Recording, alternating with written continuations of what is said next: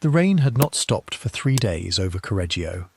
In the small kitchen on Via Cavour, a copper pot murmured on the stove, and the air was thick with the scent of caustic soda and something sweeter beneath it, something that clung to the curtains and the wooden beams.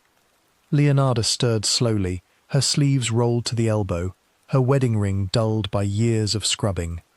A tin of biscuits sat cooling on the sill, wrapped in brown paper, tied with twine.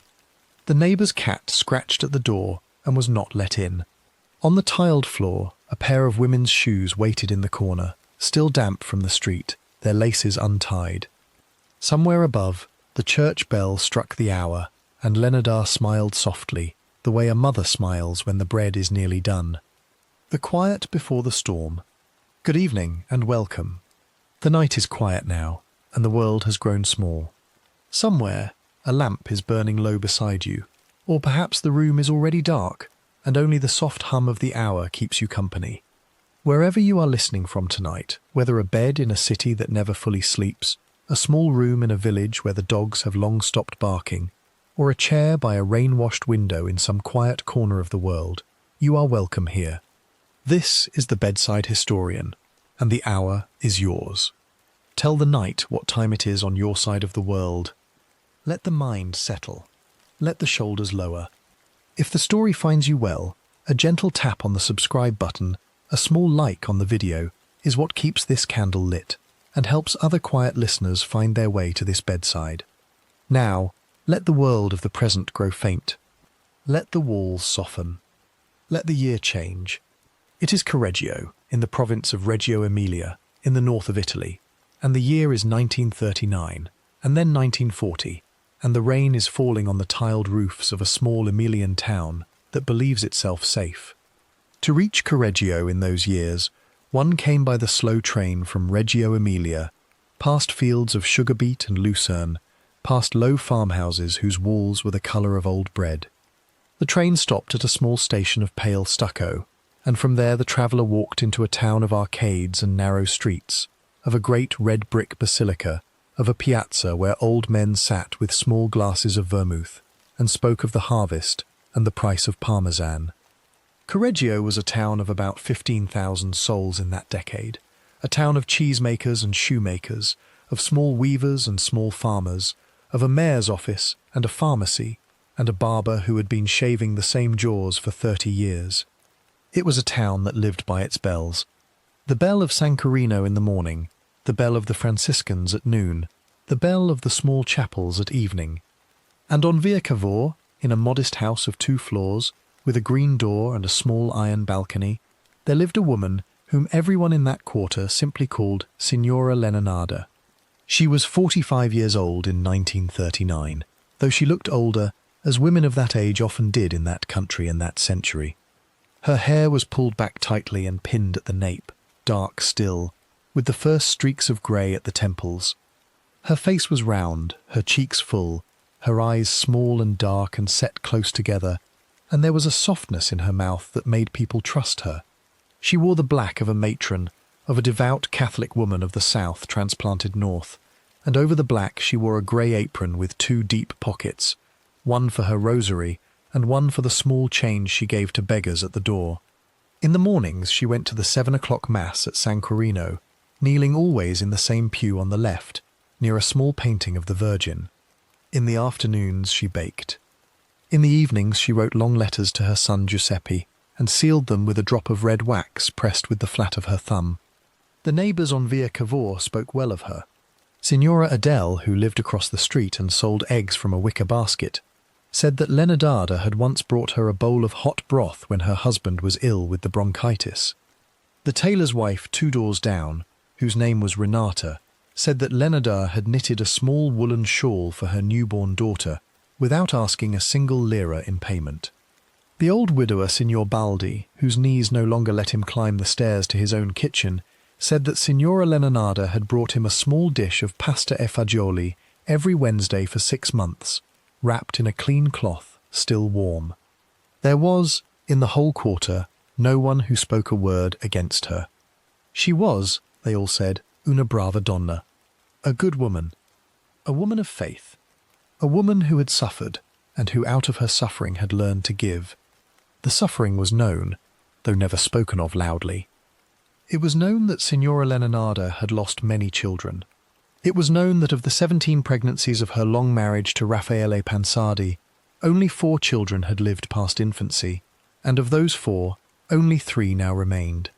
It was known that she had a great fear of losing them, and that this fear made her tender with any child she met in the street, that she would press a hard candy into a small palm and murmur a small blessing over the head of a passing bambino. Mothers on Via Cavour thought of her as a kind of aunt to the neighbourhood. Their children were told to say "Buongiorno, Signora Leonarda," when they passed her door, and to accept her sweets with a small bow of the head. Her house was modest. On the ground floor there was a narrow hallway of red tile, a small parlour with a horsehair sofa and a cabinet of glassware, and at the back, the kitchen. The kitchen was the heart of the house. A great black stove stood against the wall, fed with wood and coal, and above it hung copper pans polished to a warm gleam. There was a scrubbed wooden table in the centre, its surface soft with years of kneading. There was a stone sink under the window, and above the sink, a small crucifix of dark wood. There was a pantry with jars of preserved tomato, of pickled aubergine, of anchovies packed in salt, of small pears in syrup. There was a cellar door in one corner, its hinges greased and silent. And there was, always, the smell of baking. Almond biscotti. Small tea cakes with candied peel, loaves of bread dusted with flour. Panettone in December, colomba at Easter. Signora Leonarda baked as though the ovens themselves would forget how if she stopped.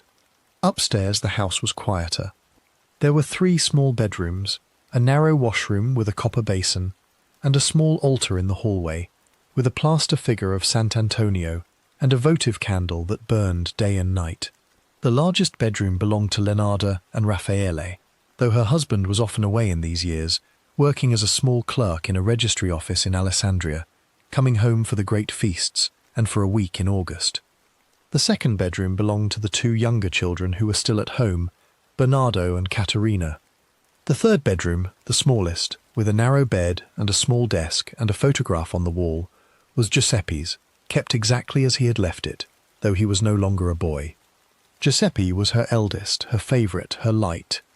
He was tall for a young man of his region, with the same dark eyes as his mother, and a fine straight nose that came from somewhere farther back in the bloodline.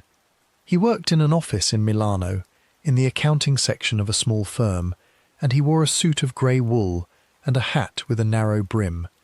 He wrote home every week on thin blue paper, and he came down to Correggio on the train for Christmas and Easter, and for his mother's Saint's Day. When he came, the house filled with a different kind of light. Leonarda would rise at 4 in the morning to knead the dough for his favourite bread. She would iron his shirts herself, though there was a laundress in the town who would have done it for a small fee. She would sit across the table from him at supper and watch him eat, her hands folded in her lap, and forget entirely to eat her own.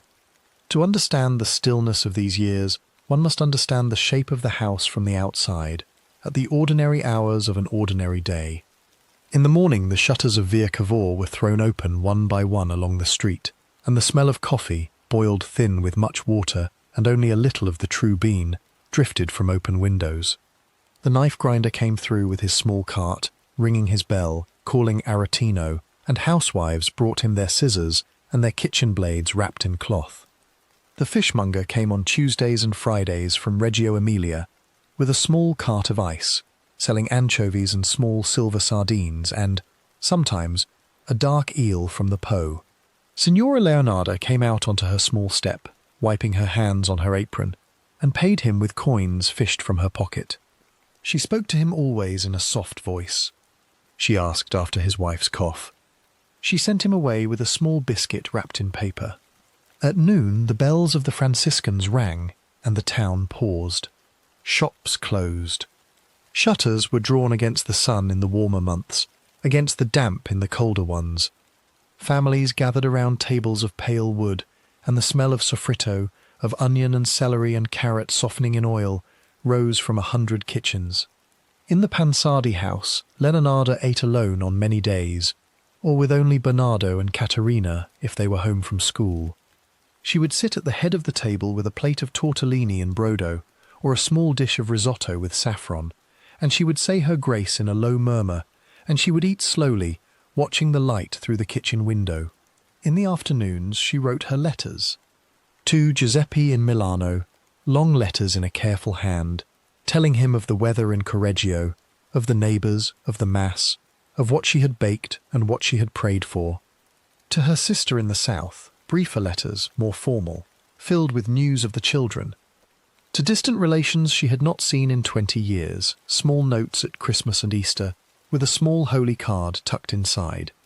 She was known at the small post office on Via Roma as a woman who bought many stamps, and the postmaster, whose name was Signor Ferrari, would nod and greet her by name when she came in with her small bundle of envelopes. In the evenings, after the Ave Maria bell, she would go into the kitchen and light the lamps.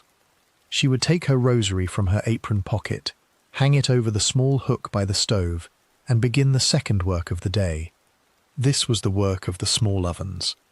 She would bake her almond biscotti, which she gave away to the neighbours in small tins tied with twine. She would make her tea cakes, small and soft and sweet, dusted with icing sugar, wrapped in twists of brown paper. She would make her panforte in the winter, dense with nuts and honey and candied peel, and she would give it in small wedges to the children of the quarter. It was said in Correggio that Signora Leonarda's tea cakes were the best in the province, that no bakery in Reggio Emilia could match them, that she had a secret in her recipe which she would take to her grave. The winter of 1939 was hard in Emilia. The rain came in from the Adriatic and did not stop for weeks. The fields around the town turned to mud, and the small river Enza rose over its banks in December, and the shepherds brought their sheep down into the barns and slept beside them for warmth. Firewood was already dear, and coal was rationed, for the Great War in the north had already begun, and Italy was not yet in it but was preparing. The newspapers spoke of Germany and of Poland, of France and of England.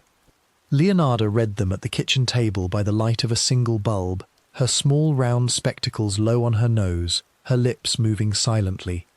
She read the death notices most carefully. She read the names of the soldiers who had already fallen in the small border skirmishes, in the training accidents, in the illnesses of the barracks. She kept a small list in a black notebook of the names she had prayed for.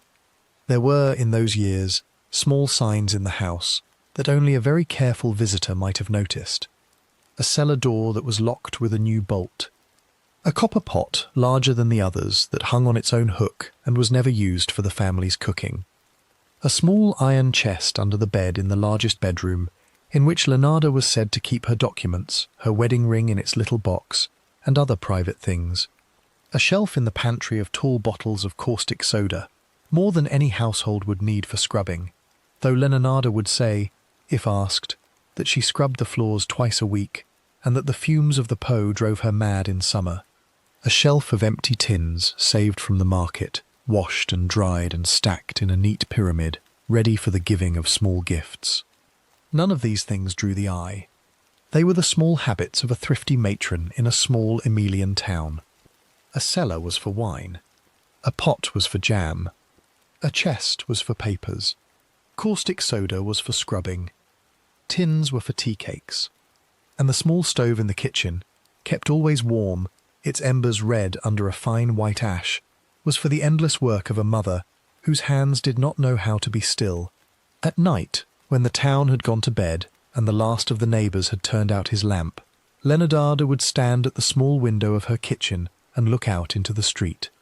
She would watch the rain fall on the cobbles, on the closed shutters, on the small lamp of the shrine at the corner.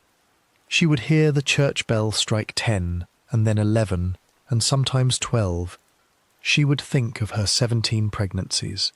She would think of the small graves in Lariano and in Lauria, of the little wooden crosses she had kissed and left behind. She would think of Giuseppe on his train from Milano, of the letter she had received that morning, folded now in her apron pocket. And she would murmur a prayer that no one, not even the plaster Sant'Antonio in the upstairs hallway, could quite hear. Then she would turn from the window and cross herself and blow out the lamp. and the house on Via Cavour would fall into a silence so complete that a passer-by, hurrying home under his umbrella, might have believed no one lived there at all. The bell of San Corino would strike the hour. The rain would go on falling, and in the small dark kitchen, on its hook by the stove, the great copper pot would wait, in perfect stillness, for the year that was already beginning to turn, in a small Emilian town that still believed itself safe. A childhood, marked by shadow.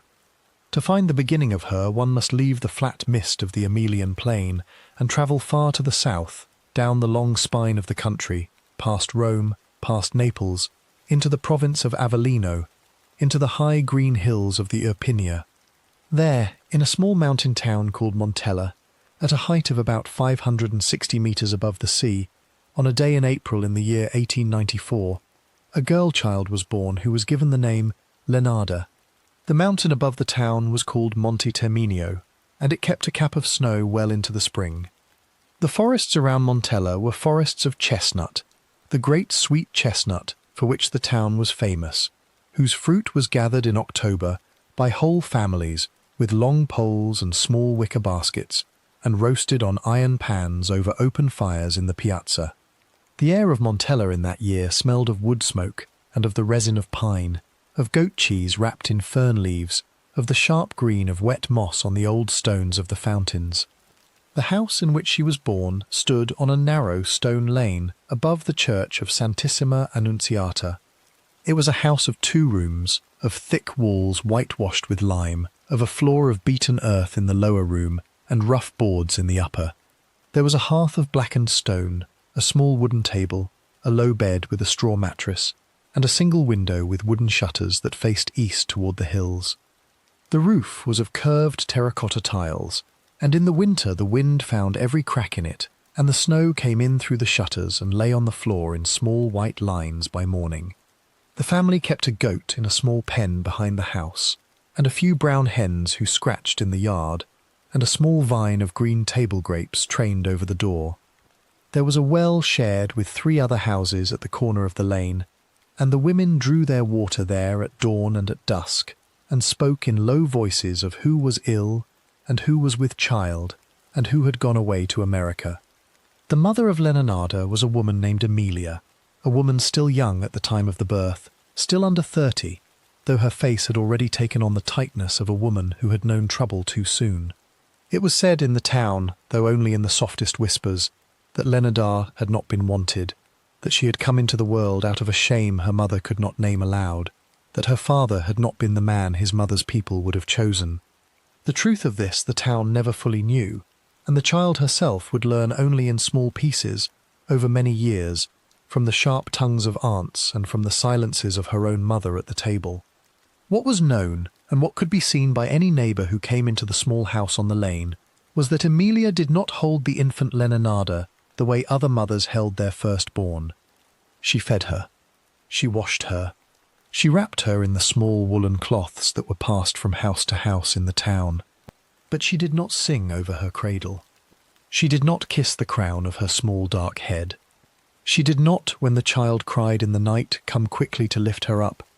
Instead, in the earliest years of the child's life, in the hearing of neighbours and of the small girl herself as she grew, Emilia was heard to speak certain words that ought never to have been spoken by a mother over a daughter.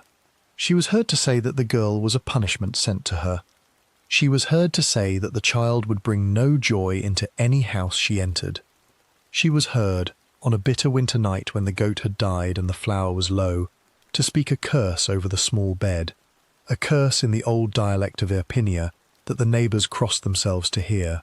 a curse that ran, in its shape if not its exact words, that the daughter would suffer as the mother had suffered, that her marriage would be a marriage of ashes, that her womb would bring forth only sorrow, that no child of her body would live to close her eyes.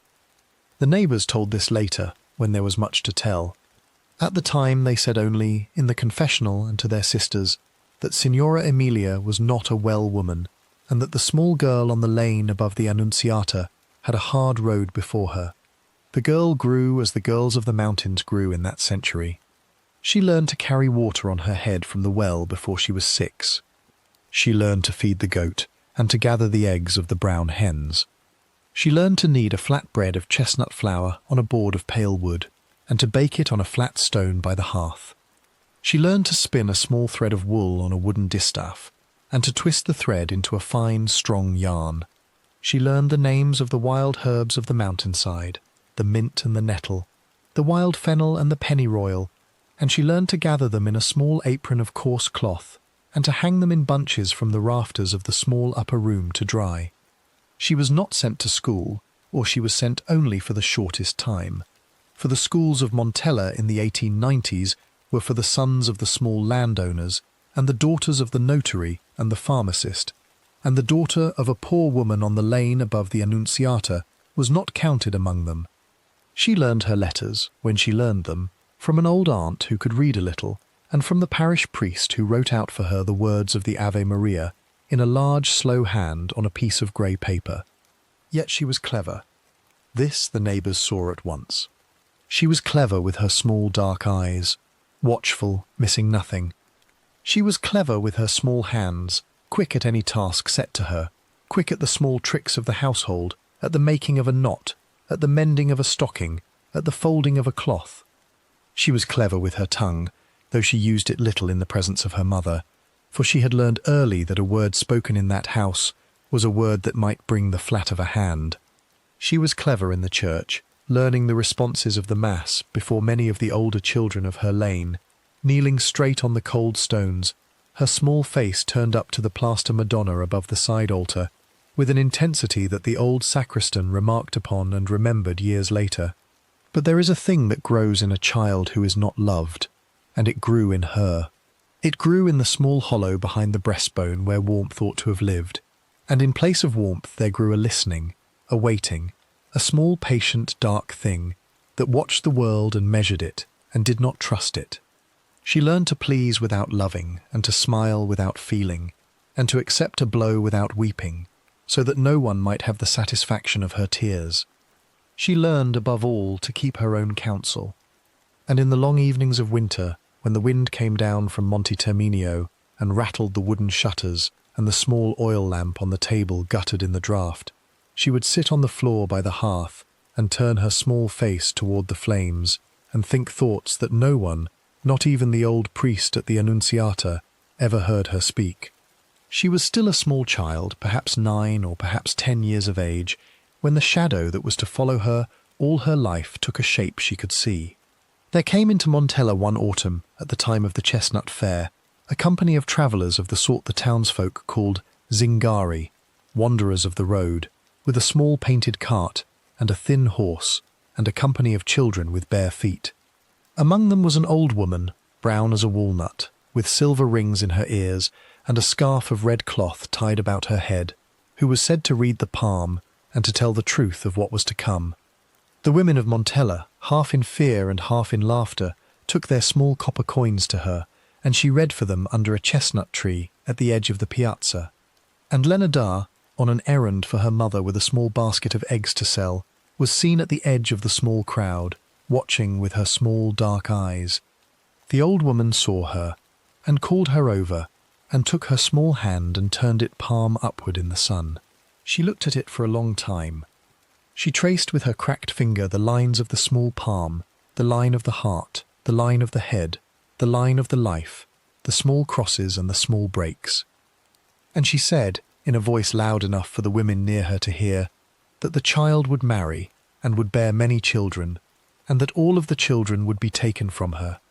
She said that misery would walk beside her all her days. She said that she saw, in one of the child's hands, a prison, and in the other, a criminal madhouse. And she let the small hand drop, and turned away, and would not speak to her again, though the child stood there for a long moment, with her palm still open and empty in the light.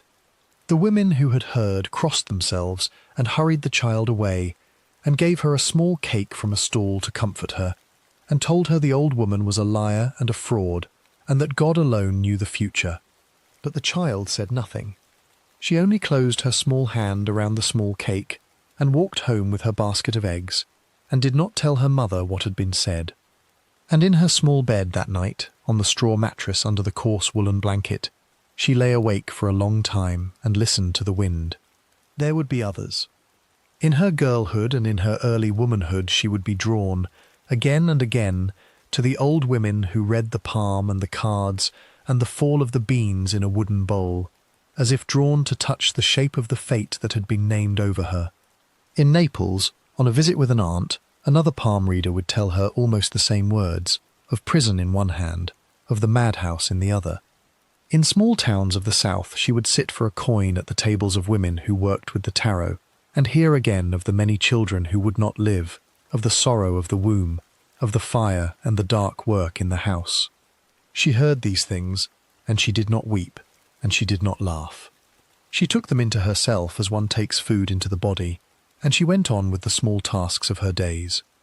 Her adolescence in Montella was a slow chain of small labours. She helped in the chestnut gathering in October, kneeling on the wet leaves under the great trees, filling her basket with the shining brown fruit still in their prickly shells. She helped at the pig killing in December, when the whole lane gathered at one house, and the men bled the beast into a wide copper basin, and the women made sausage and blood pudding by the light of the fire for 2 days and 2 nights. She helped at the making of the tomato paste in August, when the ripe tomatoes were spread on wooden boards in the sun and covered with muslin, and turned twice a day for 2 weeks, until they thickened into a dark red mass that was rolled into balls and stored in earthenware jars under a film of olive oil. She helped at the baking of the Easter bread, at the plaiting of the palm on Palm Sunday, at the carrying of the small statues in the processions of the saints. She did all these things, and she was seen to do them well, and she was thought by many in the town to be a fine and quiet young woman, a little serious perhaps, a little too watchful, but a young woman a mother might well take for a daughter-in-law, if the family were not so poor and the mother not so strange. The unhappiness of the house on the lane did not lessen with her growing. If anything, it grew heavier as she grew taller. There were 2 attempts, when she was still a girl, to end her own small life. These were quiet attempts, made without a note or a farewell, of the sort that country girls made in that century when a great sorrow pressed on them and there was no one to speak to. The first, it was later said, was with a rope in the small pen behind the house, and was found in time by an old aunt who came for a bowl of chestnut flour. The second was with a small knife from the kitchen, and left a thin white scar on the inside of one wrist that she carried into her old age, though she never spoke of it, and covered it in later years with the long dark sleeves of her matron's black. After the second, the old priest of the Annunziata was called to the house, and he spoke long with the girl and long with the mother, and something in the house shifted for a little while, and there was no third attempt. But the small, dark, listening thing behind her breastbone did not leave. It only grew a little quieter, a little more patient, and waited. By the time she was 17, she had grown into the shape of the woman she would become. She was of middle height, sturdy in the shoulder, quick on her feet, with the small dark eyes set close together, and the round, soft face that could turn from a smile to a stillness in the space of a breath. She wore the dark skirts and the white bodice of the girls of Irpinia, and a small kerchief on her hair on feast days. She sang in a low, true voice in the choir of the Annunziata at Christmas, standing beside the other unmarried girls of the parish. She was seen at the market, at the well, at the small dances in the piazza on the eve of the patronal feast, but she was not seen to walk out with any of the young men of the town, and there was no talk of a betrothed. The mothers of Montella whispered that Signora Emilia's daughter would be difficult to marry, not for any fault of her own, but because of the shadow of the house, and the words that had been spoken over her cradle, and the shape of the small dark thing that could sometimes be seen behind her eyes. And then, in the year 1914, when she was 20 years of age, into Montella, by way of the small road from Avellino, there came a young man of good and steady habits, a clerk of the state named Raffaele Pansardi, who worked in a small registry office in a nearby town, and who was looking, as young men of his sort looked in those years, for a quiet young woman of the mountains to take as his wife. He was not a handsome man. He was slight, mild, careful with his money, with a small dark moustache and round spectacles, and the pale hands of one who copied documents all day in a small back room. He came to the small church of the Annunziata on a Sunday in September, and saw Leonarda in her dark skirt and her white bodice, kneeling in the fourth pew from the front, and something in her stillness spoke to him. He asked after her at the sacristy. He was told of the family, and of the mother, and of the poverty of the house, but not, of course, of the words that had been spoken over the cradle. He was introduced, in the polite fashion of that century, by a mutual cousin, and within a small handful of weeks he had come to the house on the lane above the Annunziata to ask, in the presence of Signora Emilia, for the hand of her daughter Leonarda. The mother heard him out in silence, standing by the cold hearth with her hands folded under her apron. And when he had finished his careful little speech, she did not smile, and she did not weep, and she did not embrace him as a mother might have done. She only looked at her daughter, sitting with her hands in her lap on the small wooden chair by the window, and she spoke, in a voice so quiet that Raffaele Pansardi in later years could not be certain he had truly heard it, that if the daughter left her mother's house to marry this man, she would carry with her a mother's curse, and no roof under which she slept would know peace, and no child of her body would live. Then she turned her face to the wall and would not speak again. And Leonarda, without a word, rose from her chair and went to the small chest under the bed and began, slowly and carefully, to fold the few things that were her own, in preparation for the long road that led, though she did not yet know its every turning, out of Montella and northward, and, in the end, to a small kitchen in an Emilian town where a great copper pot would one day hang, in perfect stillness, on its own hook by the stove. The weight of the curse. The road out of Montella that autumn was a road of small mule tracks and long white dust, and the young woman who walked it beside Raffaele Pansardi carried her few things in a bundle of grey linen tied with twine. She was married to him in a small ceremony in the parish church of a nearby town, on a morning in the year 1917, with only a handful of witnesses and no music from the small harmonium, for the Great War was on then, and half the young men of Irpinia were away at the Piave, and the priest had grown thin with fasting and grief. She wore a plain dark dress and a small white kerchief on her hair.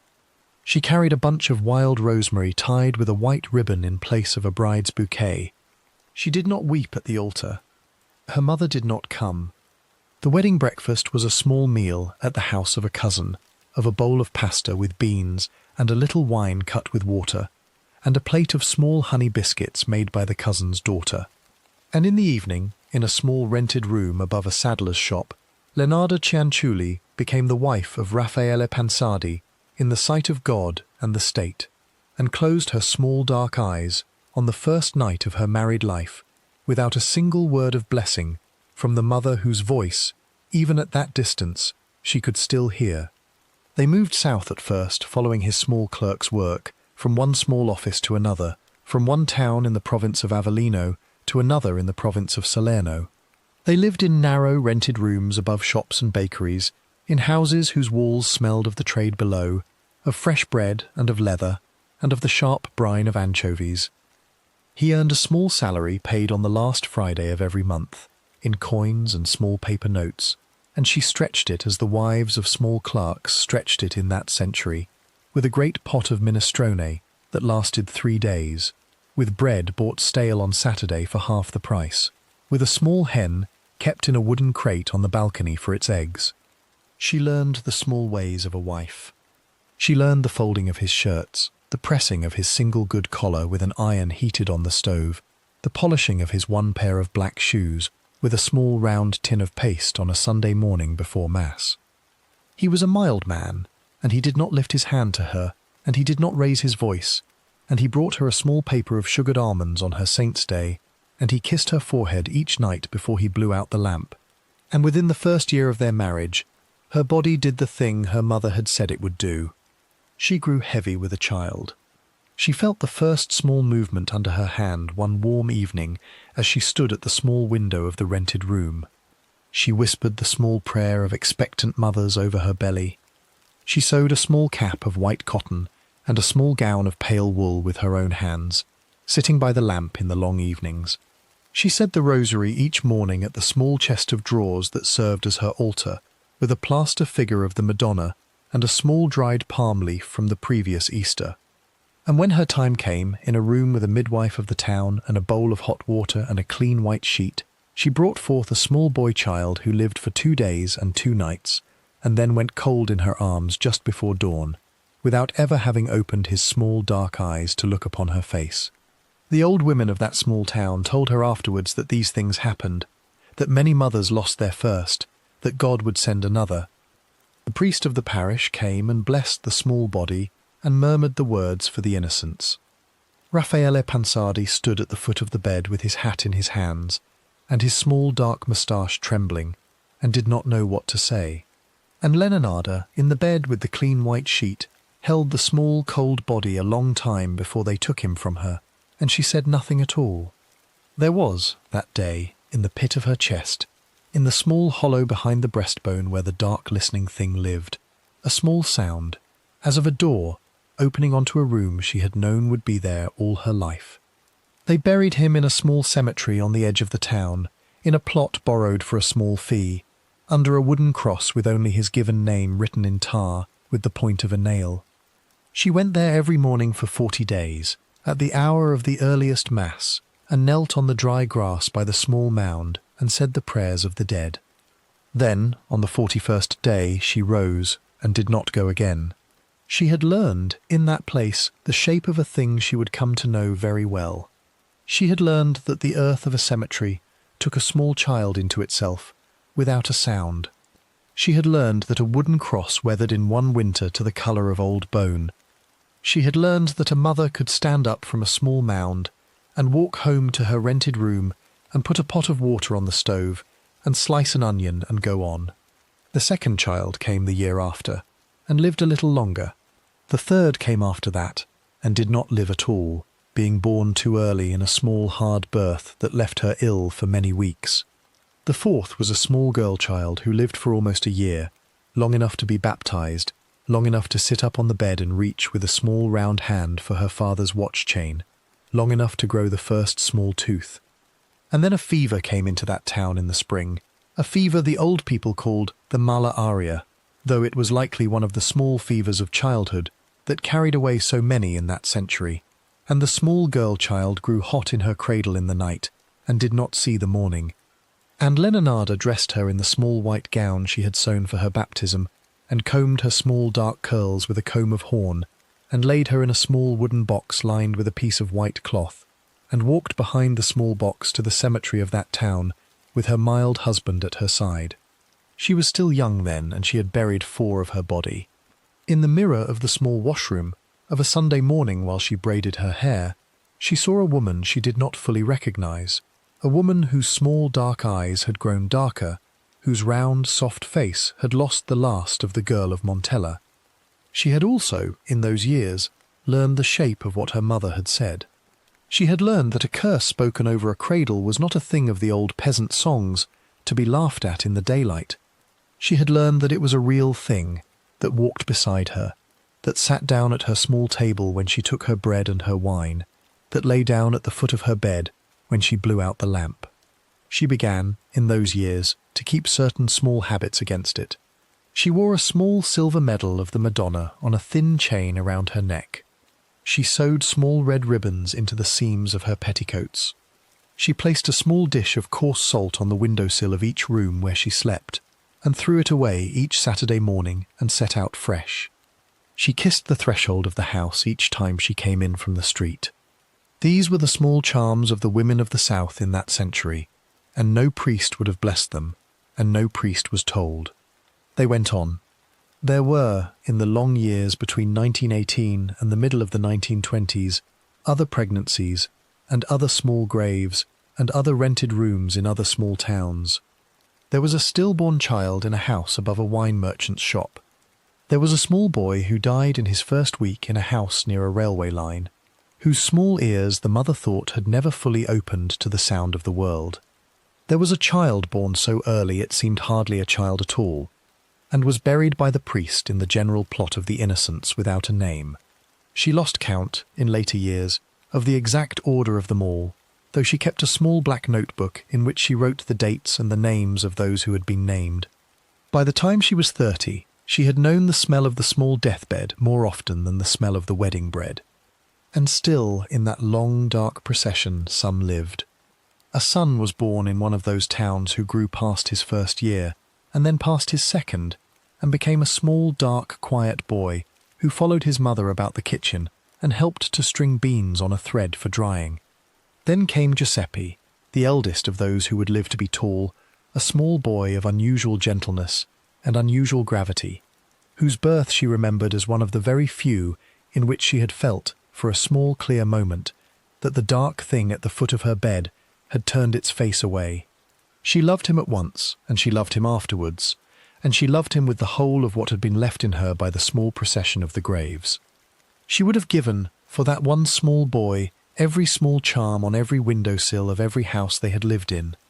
Two more, a girl and a smaller son, came after him and were spared, though each was carried through the small fevers of childhood on a wave of her sleepless prayer. The years of the middle of the 1920s were hard years for the Pansardi household in a way that was not only the hardness of the small graves. There was a matter, in one of those towns, of a foolish thing she did in a moment of great need, a small fraud with a rented room and a debt that could not be paid, for which she was taken by the Carabinieri and held for a short time and tried and sent for a small span into a prison in the south.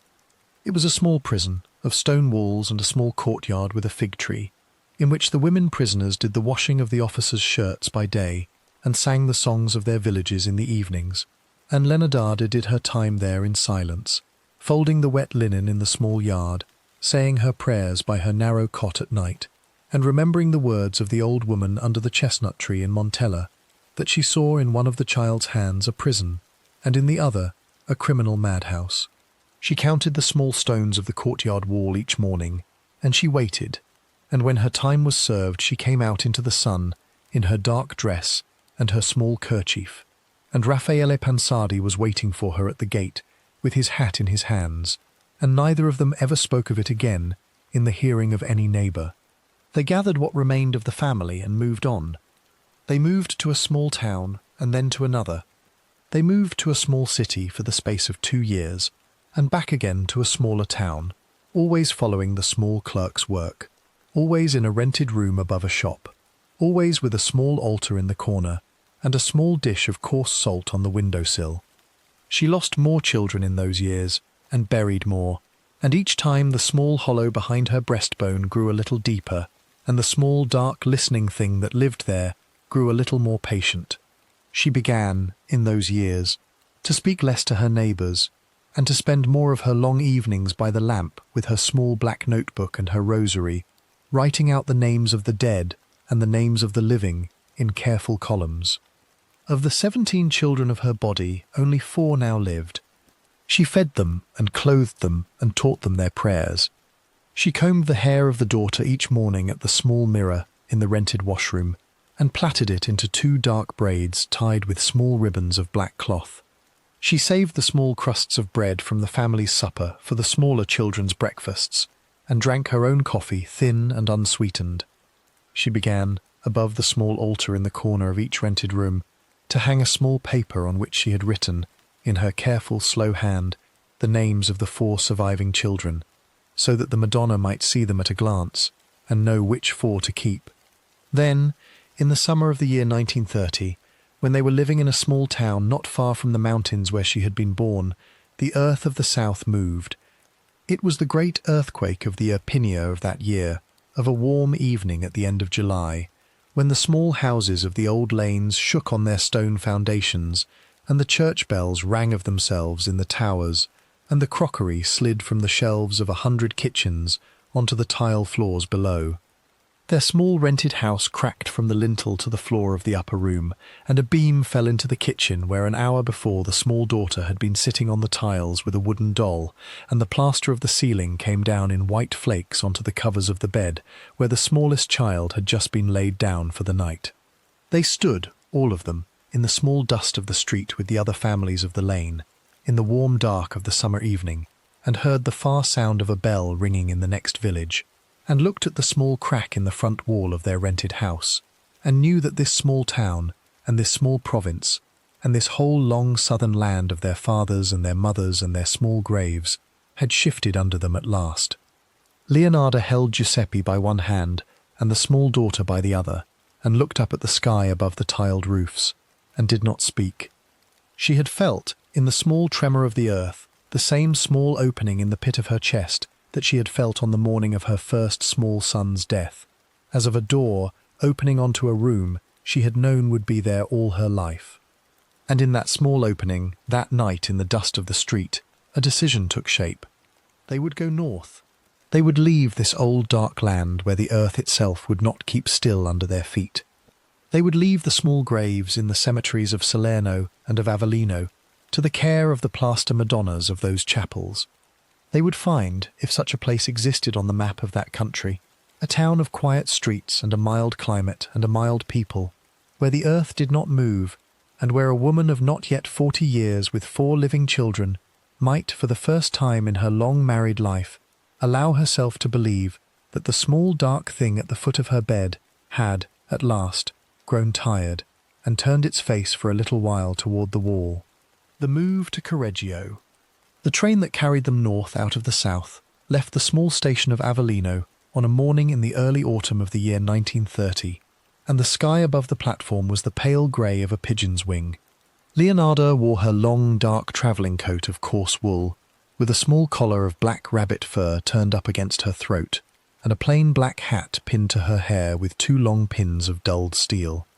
Raffaele Pansardi wore his one grey suit and his round spectacles, and he carried in his thin, pale hand a small leather ticket wallet in which the 4 paper tickets of the family had been folded 3 times. At their feet on the platform stood their few things: a small brown trunk with brass corners, tied about with a length of hemp rope for safety, 2 wicker baskets covered with a piece of clean linen, in which she had packed a loaf of country bread,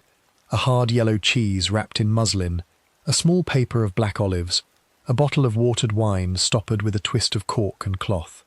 a cardboard box of the family's linens, a wooden case that held Raffaele's small collection of registry manuals, which he could not bear to leave behind,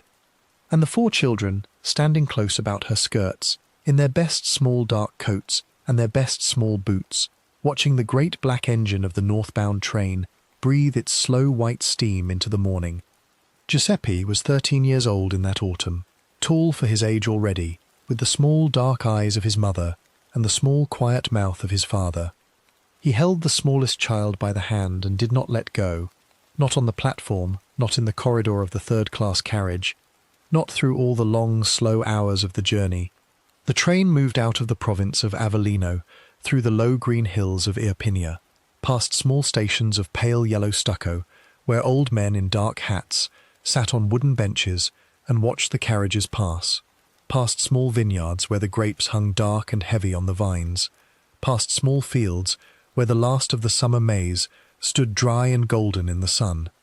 It rolled on through the province of Benevento, and then through the province of Caserta, and the country grew flatter, and the light grew paler, and by the time the small oil lamps of the carriage were lit against the dusk, they were already in Lazio, already north of the small hard land of their birth. They changed trains at Rome, on a platform loud with the shouts of porters and the whistles of guards, and Leonarda held the tickets in her small strong hand and would not let Raffaele carry them.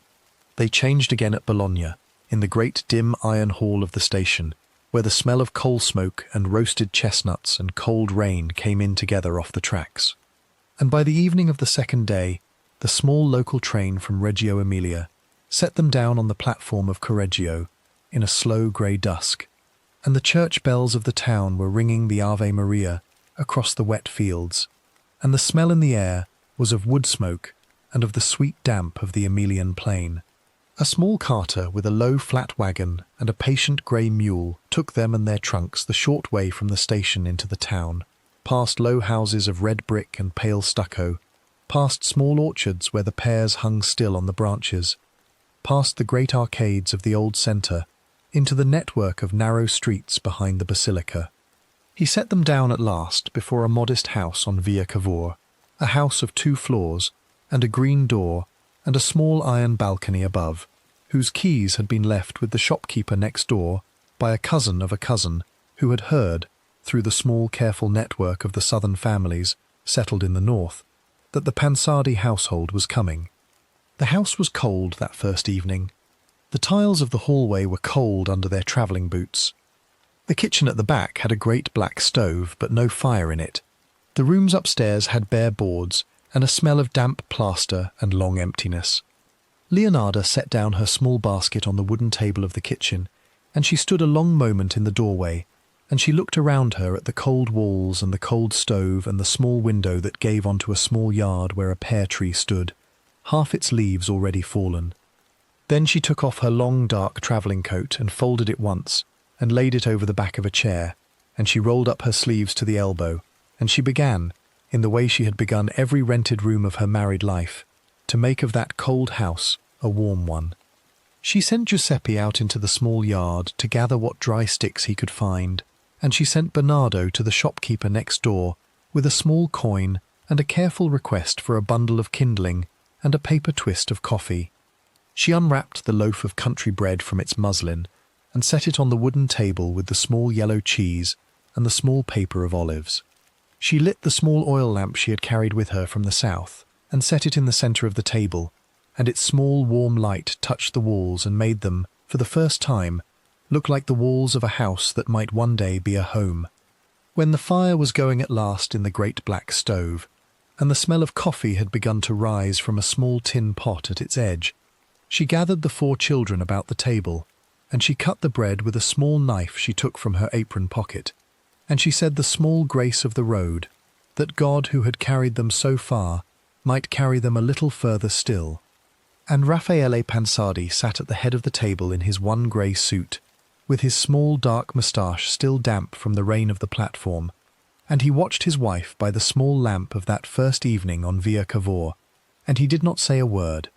The town of Correggio, in that autumn of 1930, was a town of about 14,000 souls, sitting in the flat green country between the Enza and the Secchia, some 15 kilometres to the north of Reggio Emilia. It was a town of cheesemakers and shoemakers, of small weavers and small farmers, of a great red brick basilica and a small ducal palace, and a long line of old arcades, under which the market was held on Tuesday and Friday.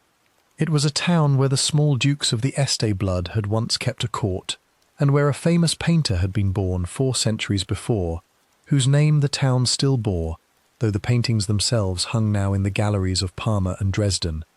It was a town where the people spoke a soft dialect of the Emilian, with round vowels and a laughter in the throat, and where a family from the deep south, with the sharp consonants of Irpinia still in their tongues, would be known at once for what they were. Yet the people of Correggio were, in the small careful judgment of that century, a mild people. They did not stare at the small dark southern woman who came out onto her step on the second morning to sweep the tiles before her green door with a small broom of straw. They did not laugh at the small dark southern boys who walked to the parish school with their satchels of oiled cloth and their small caps of grey wool. The tailor's wife 2 doors down, whose name was Renata, came across on the 3rd day with a small dish of tortelli di zucca wrapped in a clean cloth, and stood at the door and said, in her round Emilian voice, that a woman new to a house should not have to cook on her first Sunday, and that these were made with the pumpkin of her own garden, and that Signora Pansardi should return the dish when it suited her, and no sooner. Leonarda took the small dish in her small, strong hands, and she thanked the tailor's wife with a small, careful bow of the head, and she brought it into the cold kitchen and set it on the wooden table, and for the first time since the small girl-child had died of the fever in the town near the mountains, she stood a long moment at her window and wept without a sound. The house on Via Cavour was, in truth, no larger than the rented rooms of the south.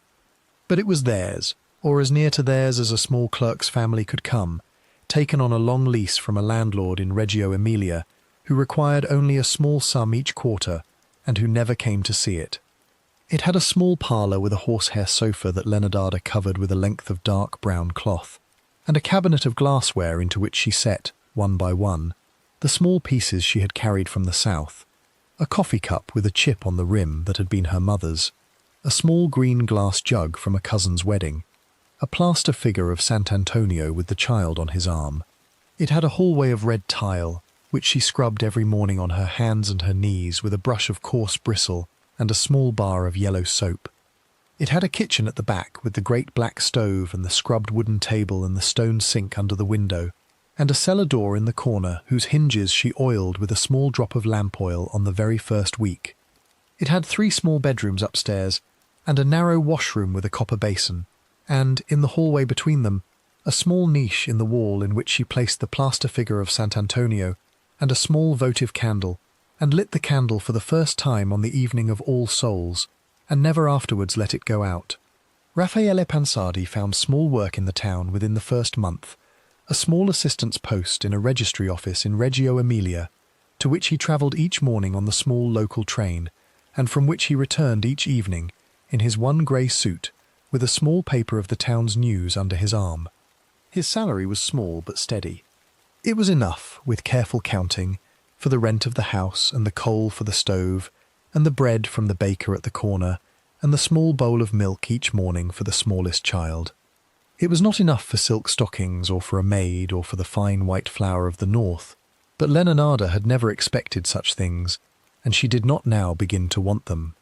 She counted her coins each Sunday evening at the wooden table of the kitchen, in small neat piles, and she wrote the sums in her small black notebook in her careful slow hand, and she set aside each week a small pile for the poor box of San Quirino, because she had learned in the small procession of the graves that a woman who kept nothing back from the poor was a woman for whom the small dark thing at the foot of the bed might, one day, forget the number of her door.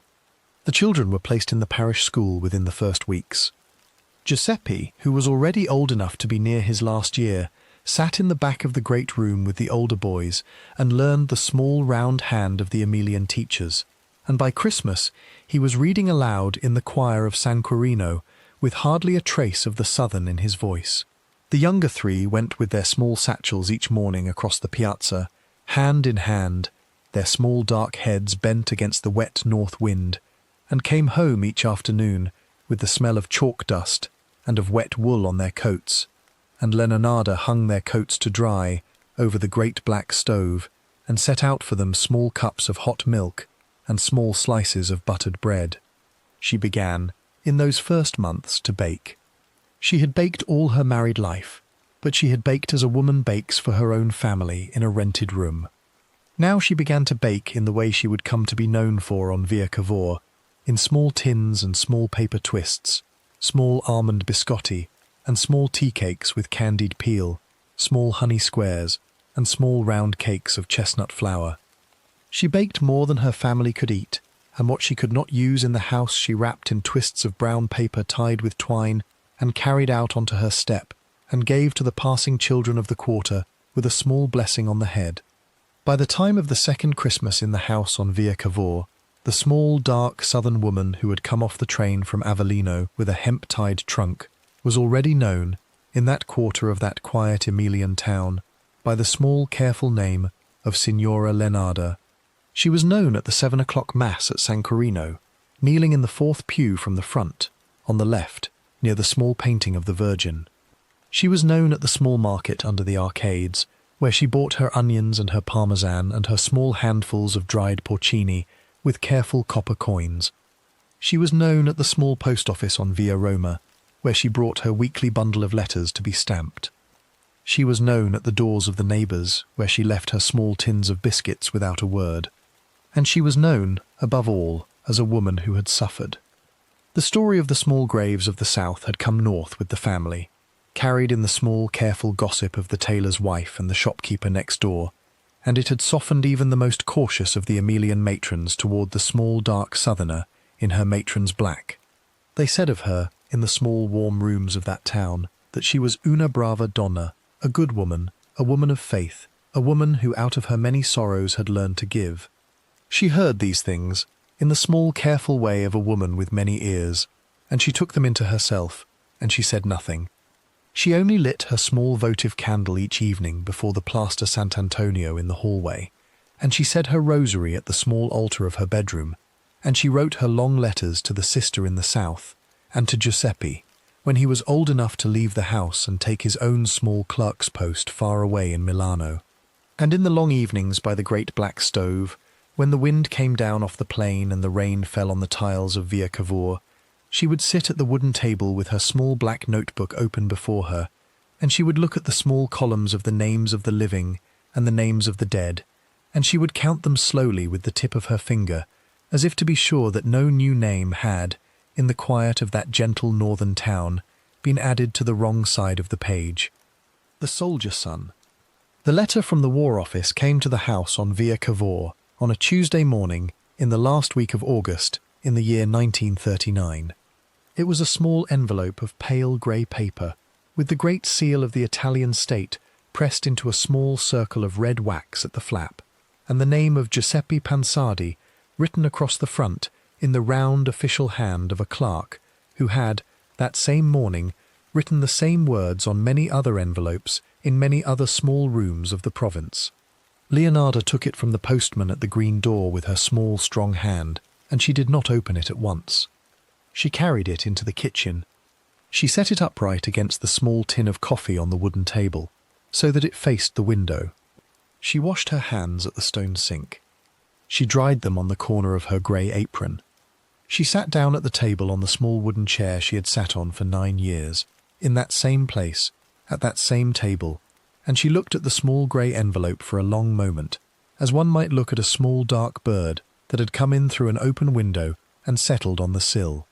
Then she took a small kitchen knife from the drawer, and she slid the point of it under the flap, and she opened the envelope with the slow, careful patience of a woman who has known, for many years, that a piece of paper can carry more weight than a heavy stone. The letter inside was a small printed form, with a few words written in ink on the blank lines.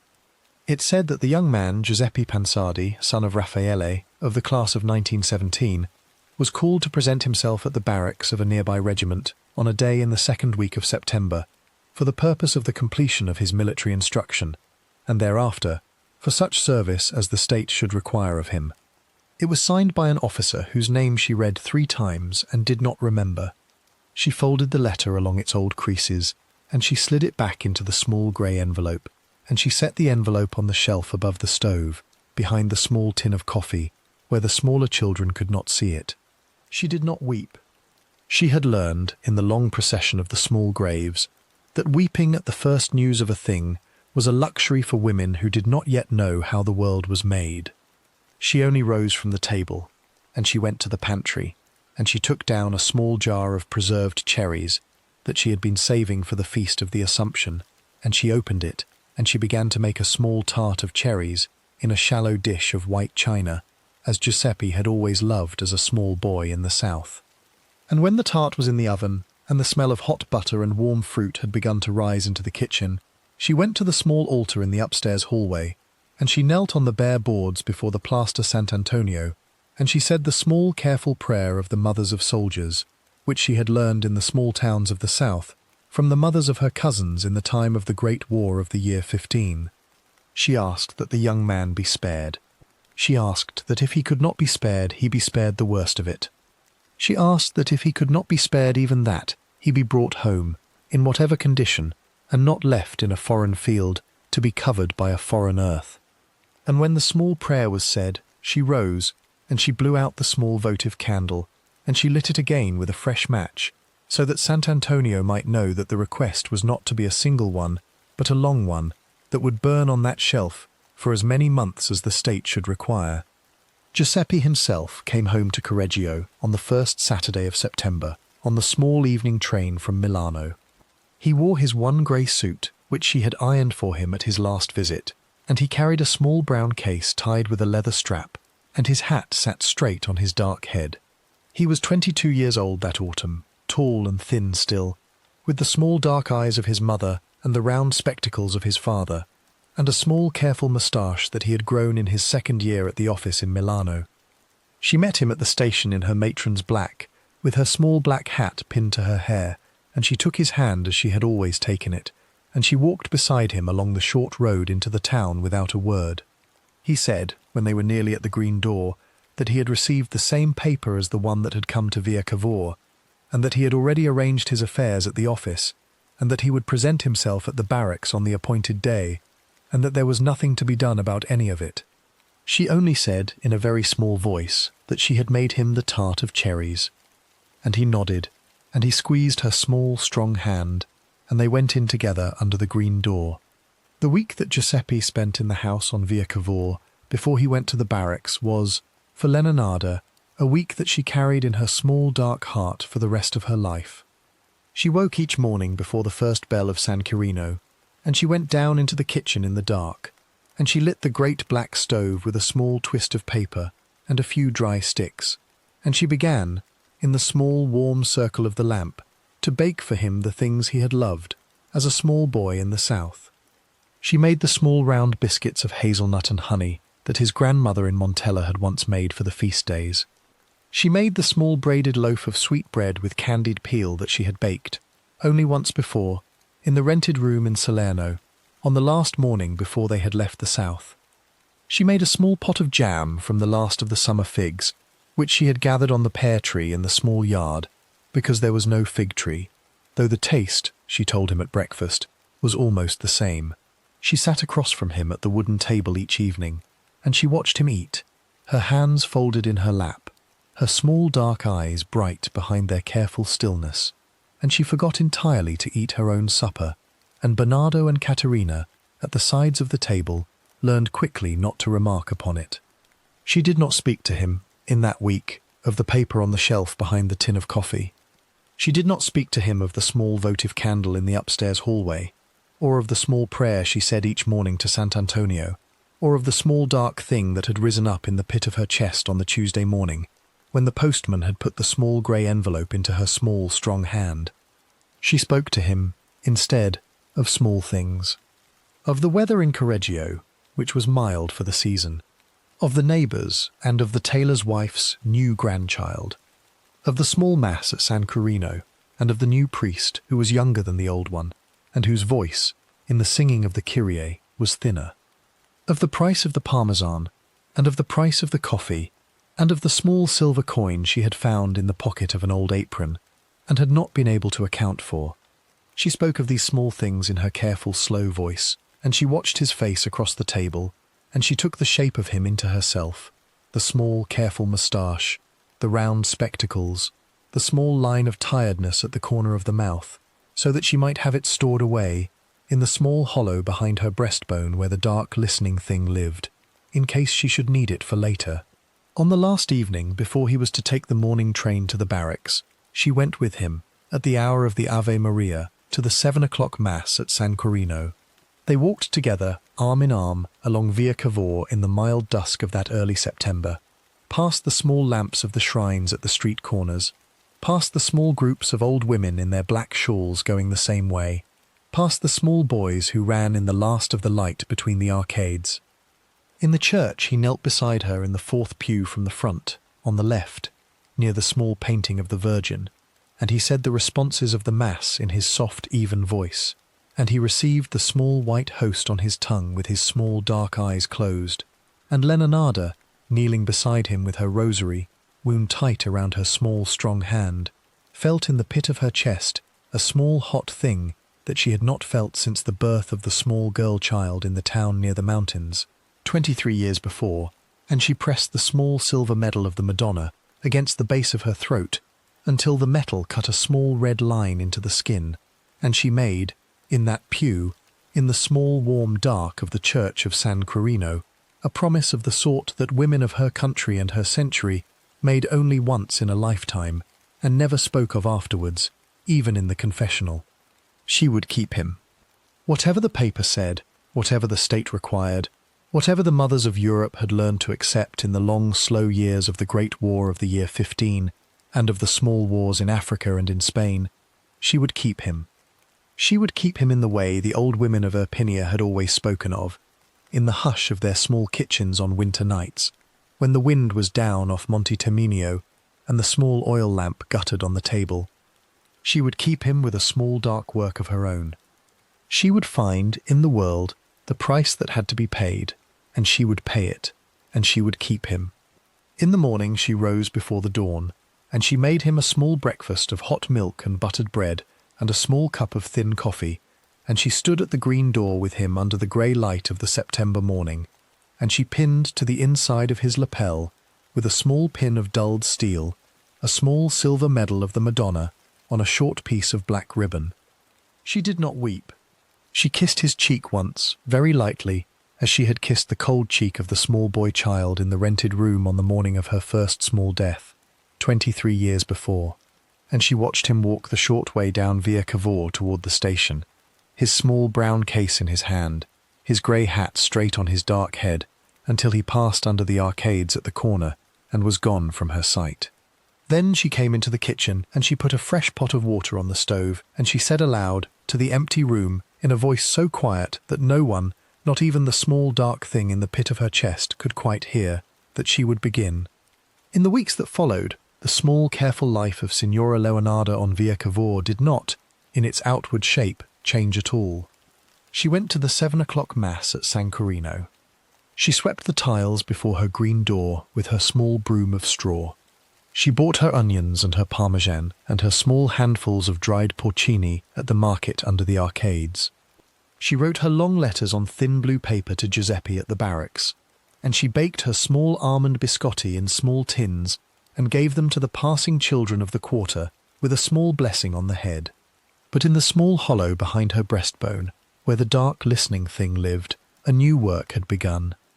She had begun to read, in the small, careful way she read the death notices in the newspapers, by the light of the single bulb, of certain things she had heard whispered as a girl in Irpinia, of certain old practices of the mountain women, of certain small dark offerings that were said, in the old stories, to buy back a life that fate had already claimed. She read the papers of Reggio Emilia each evening, and she read of the war in Poland, and of the small skirmishes at the borders, and of the young men of Italy who were being called, class by class, to present themselves at the barracks.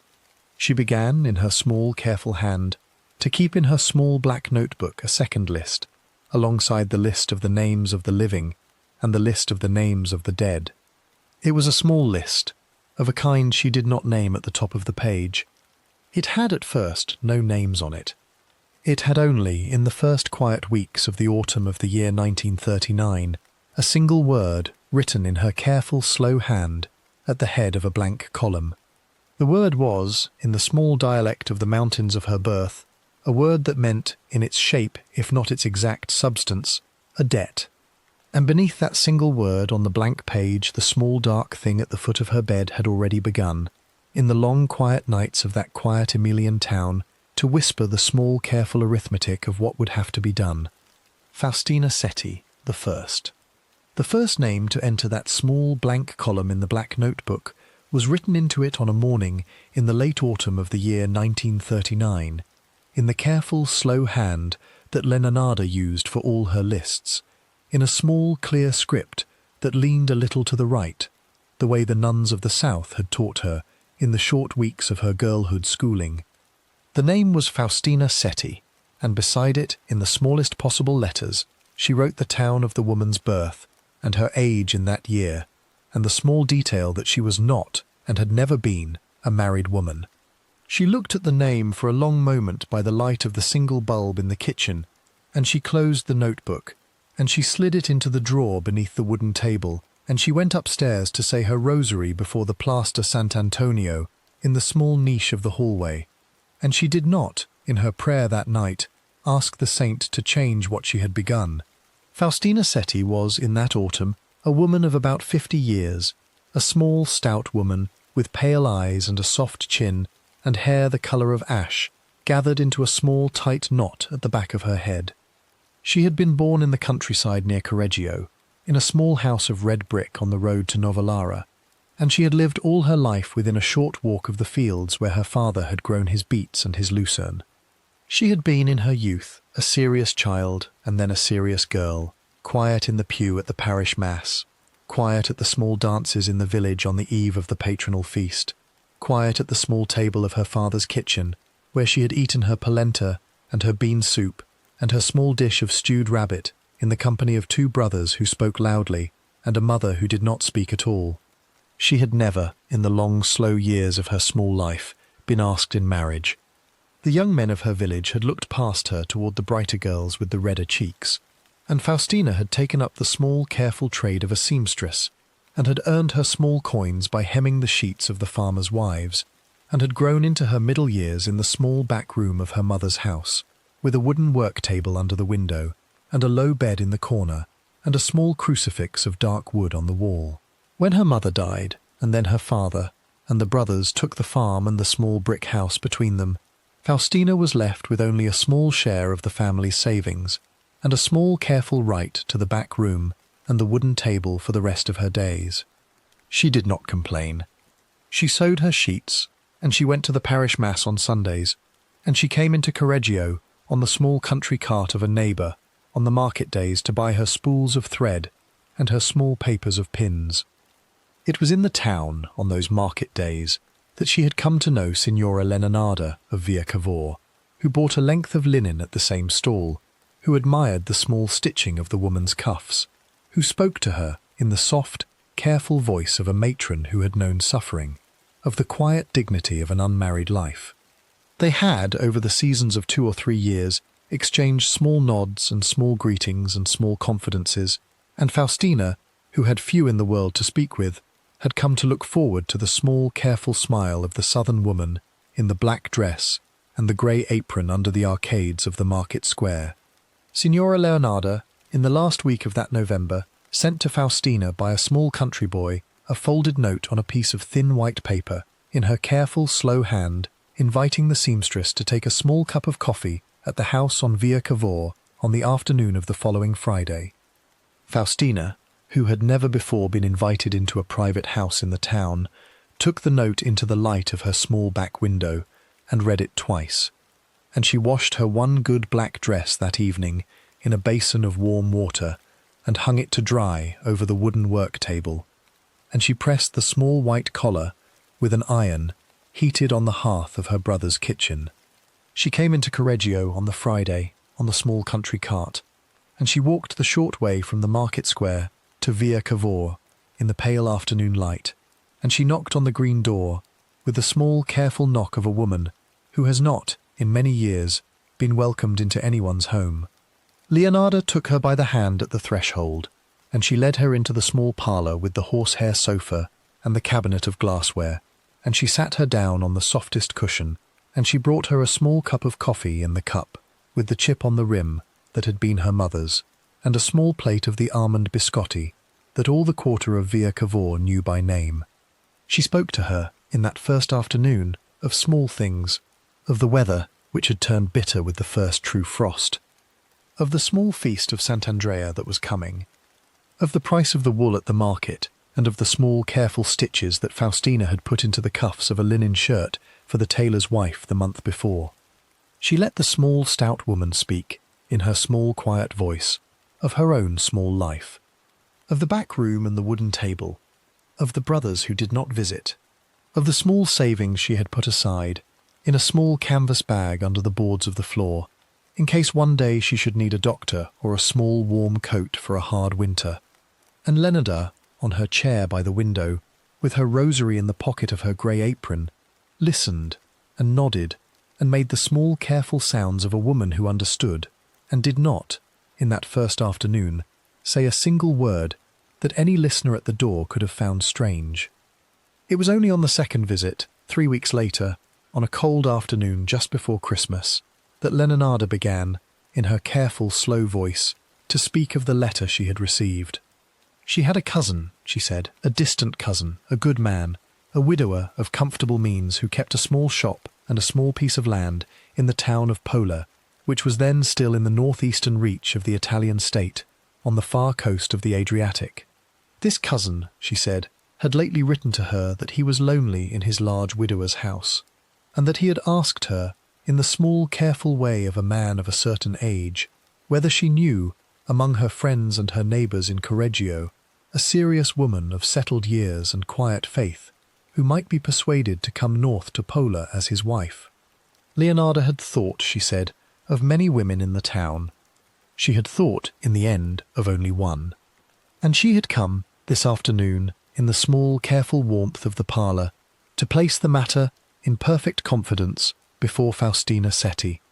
The small, stout woman on the horsehair sofa did not speak for a long moment.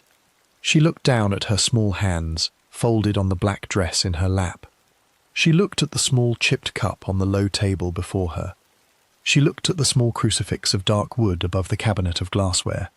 And then, in a voice so quiet that Leonarda had to lean a little forward to hear it. She asked whether the cousin was a good man, and whether he was of a mild disposition, and whether he would treat a woman of her age with the small, careful respect that she had never quite been given by any man in her long, small life. Leonarda took her small, strong hand across the low table, and she pressed it once, and she said that the cousin was the mildest of men, and the most patient, and that he wished, above all, for a quiet companion for the long evenings of his widower's house, and that he had said, in his letter, that a woman of Faustina's careful character would be more welcome to him than 100 younger women of the loud sort. And Faustina, in the small warm parlour on Via Cavour, on the afternoon before the feast of the Nativity of our Lord in the year 1939, closed her pale eyes for a small moment, and let her small, stout shoulders lower, and said, in a voice hardly larger than a whisper, that she would go. The arrangements were made, in the weeks that followed, with the small, careful patience of a woman who had planned many small things in her life. Leonarda wrote, she said, to the cousin in Pola, and received his answers, and read out to Faustina, on the small, careful visits of the new year, the small, kind lines of a widower who was waiting for his bride. She counselled the seamstress, in the small, warm parlour, to tell no one in the town of the arrangement, for a matter of the heart at a certain age was, she said, a fragile thing, and the sharp tongues of the neighbours could sour it before the first ring had been placed on the finger. She counselled her, above all, to gather her small savings, all of them, from under the boards of the floor of the back room, and to bring them with her to the house on Via Cavour on the day of the departure, so that they might be sewn, for safety on the long journey, into the hem of her petticoat. Faustina, in the small, careful trust of a woman who had never been given cause to distrust anyone, nodded to each of these instructions, and she began, in the small back room of her brother's house, to fold her few things into a small brown case, and to write in her small, careful hand a small list of letters that Signora Leonarda had advised her to prepare. For there was, Leonarda had said with a small, careful smile, one small, delicate matter. The cousin in Pola was, out of the great pride of a man of his age, unwilling that the neighbours and the brothers of the bride should know of the marriage until it was already accomplished. He wished that Faustina should write, before her departure, a small handful of letters to her family and to her few acquaintances in the country near Novellara, letters that Leonarda would post for her at careful intervals over the months to come, letters that would speak of a long, slow journey and of a new life in a distant place, so that the brothers might not send a carabinieri after her on the road, and so that the small, settled dignity of the widower's house might not be disturbed by the coming of unwelcome guests. Faustina, in the small, warm parlour, saw the sense of this, and she took the sheets of thin white paper that Leonarda placed before her on the low table, and she wrote out, in her small, careful seamstress's hand, the letters that were dictated to her in the soft, even voice of her friend. She wrote to her elder brother, and to her younger brother, and to a cousin in Reggio Emilia, and to the woman for whom she had hemmed the last sheet in November. She said in each letter that she had been offered a small kind post in the household of a distant relation, and that she would write again when she was settled. She sealed each envelope with a small drop of wax pressed with the flat of her thumb, and she gave them all, in a small careful pile tied with a piece of thin string, into the small strong hand of Signora Leonarda. The day of the departure was set for a Wednesday in the last week of December, one of the shortest days of the year, when the light in Correggio came slow and grey over the tiled roofs, and did not fully open the sky before noon. Faustina came into the town on the small country cart of the same neighbour who had brought her in on all the market days.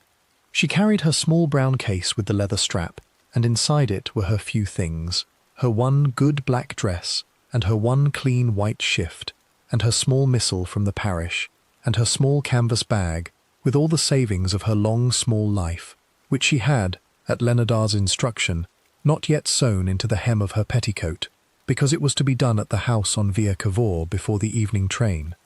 She walked the short way from the market square to the green door in the pale cold light of that morning, and she knocked, and she was let in, and Leonarda closed the door softly behind her, and slid the small iron bolt into its place.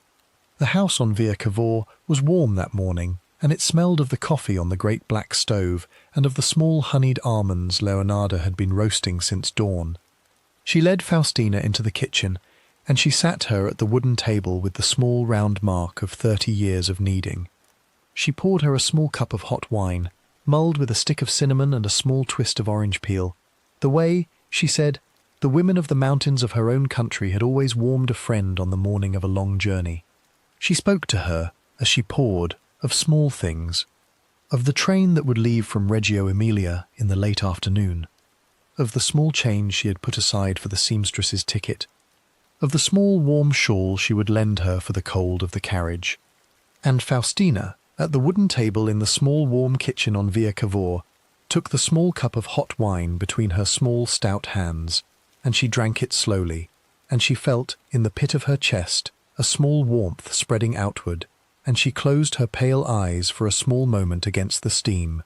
The axe stood, that morning, in the corner of the pantry, behind the sacks of flour, freshly sharpened on the small stone of the yard. The great copper pot stood on the shelf above the stove, and the caustic soda in its tall bottles stood in a neat row behind the tomato preserves, and the cellar door in the corner of the kitchen had been unbolted and left just ajar, and the small dark thing in the hollow behind Signora Leonarda's breastbone, which had waited, in perfect stillness, through the long, slow autumn of the war, had at last, on that quiet Wednesday morning in the last week of December of the year 1939,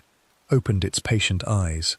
And behind the closed green door of the house on Via Cavour, in a small warm kitchen that still smelled of coffee and of roasted almonds, on a morning when the church bells of San Carino were ringing the 10 o'clock hour across the tiled roofs of a small Emilian town that still believed itself safe, the first small careful payment on a mother's long dark debt was, in that stillness, quietly and without a single witness, about to be made. Francesca Soavi and the Second Silence.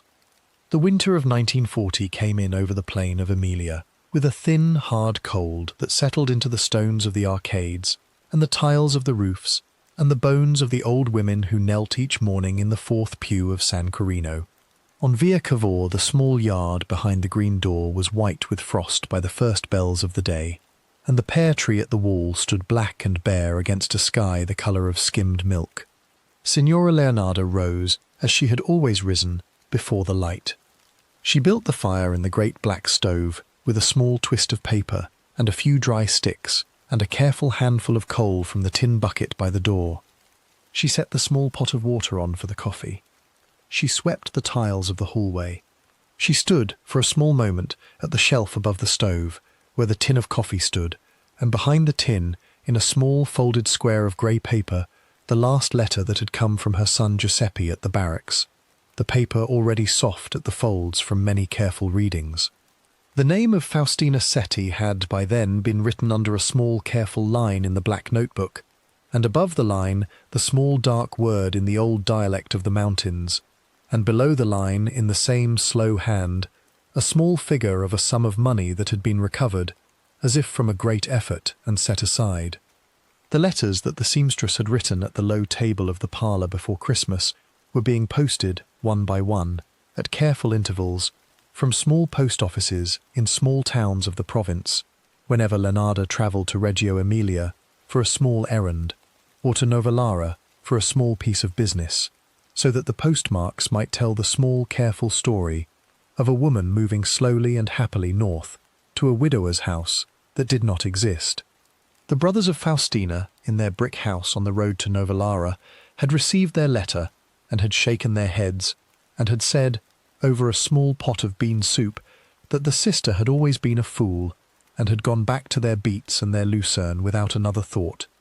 The town of Correggio had not remarked on the small, stout seamstress who no longer came in on the market days. There were, in the war winter of that year, many small absences.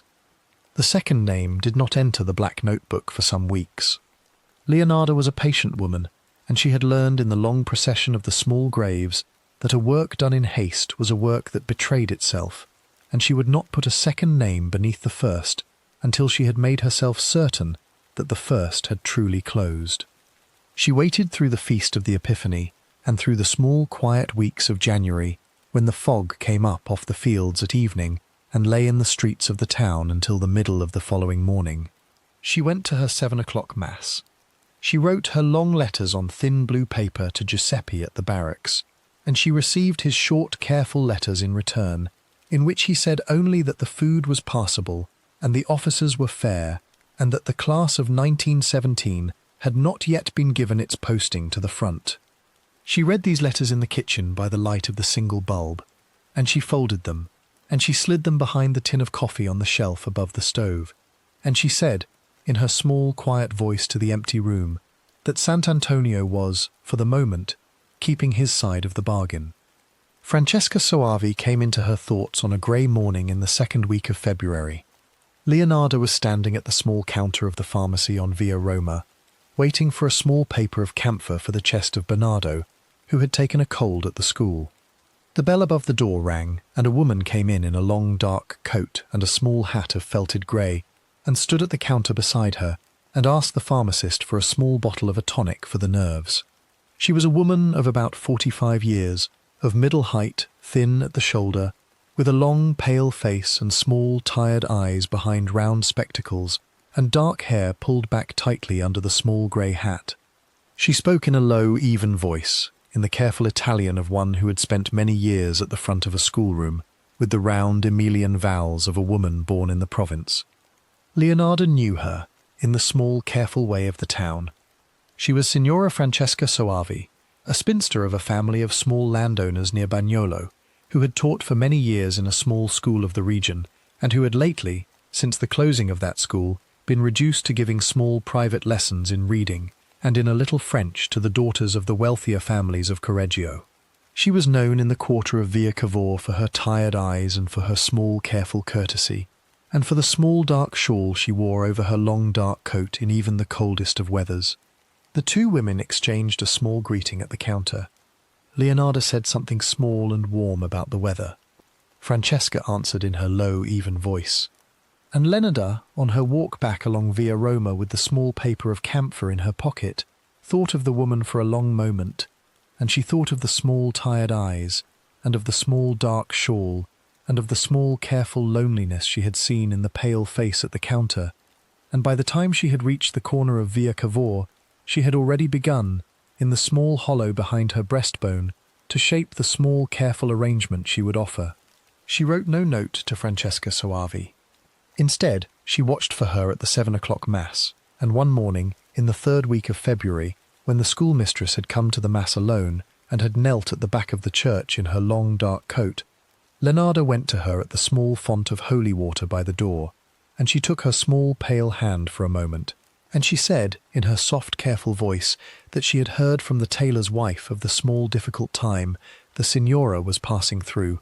and that she had a small matter of business she wished to speak of,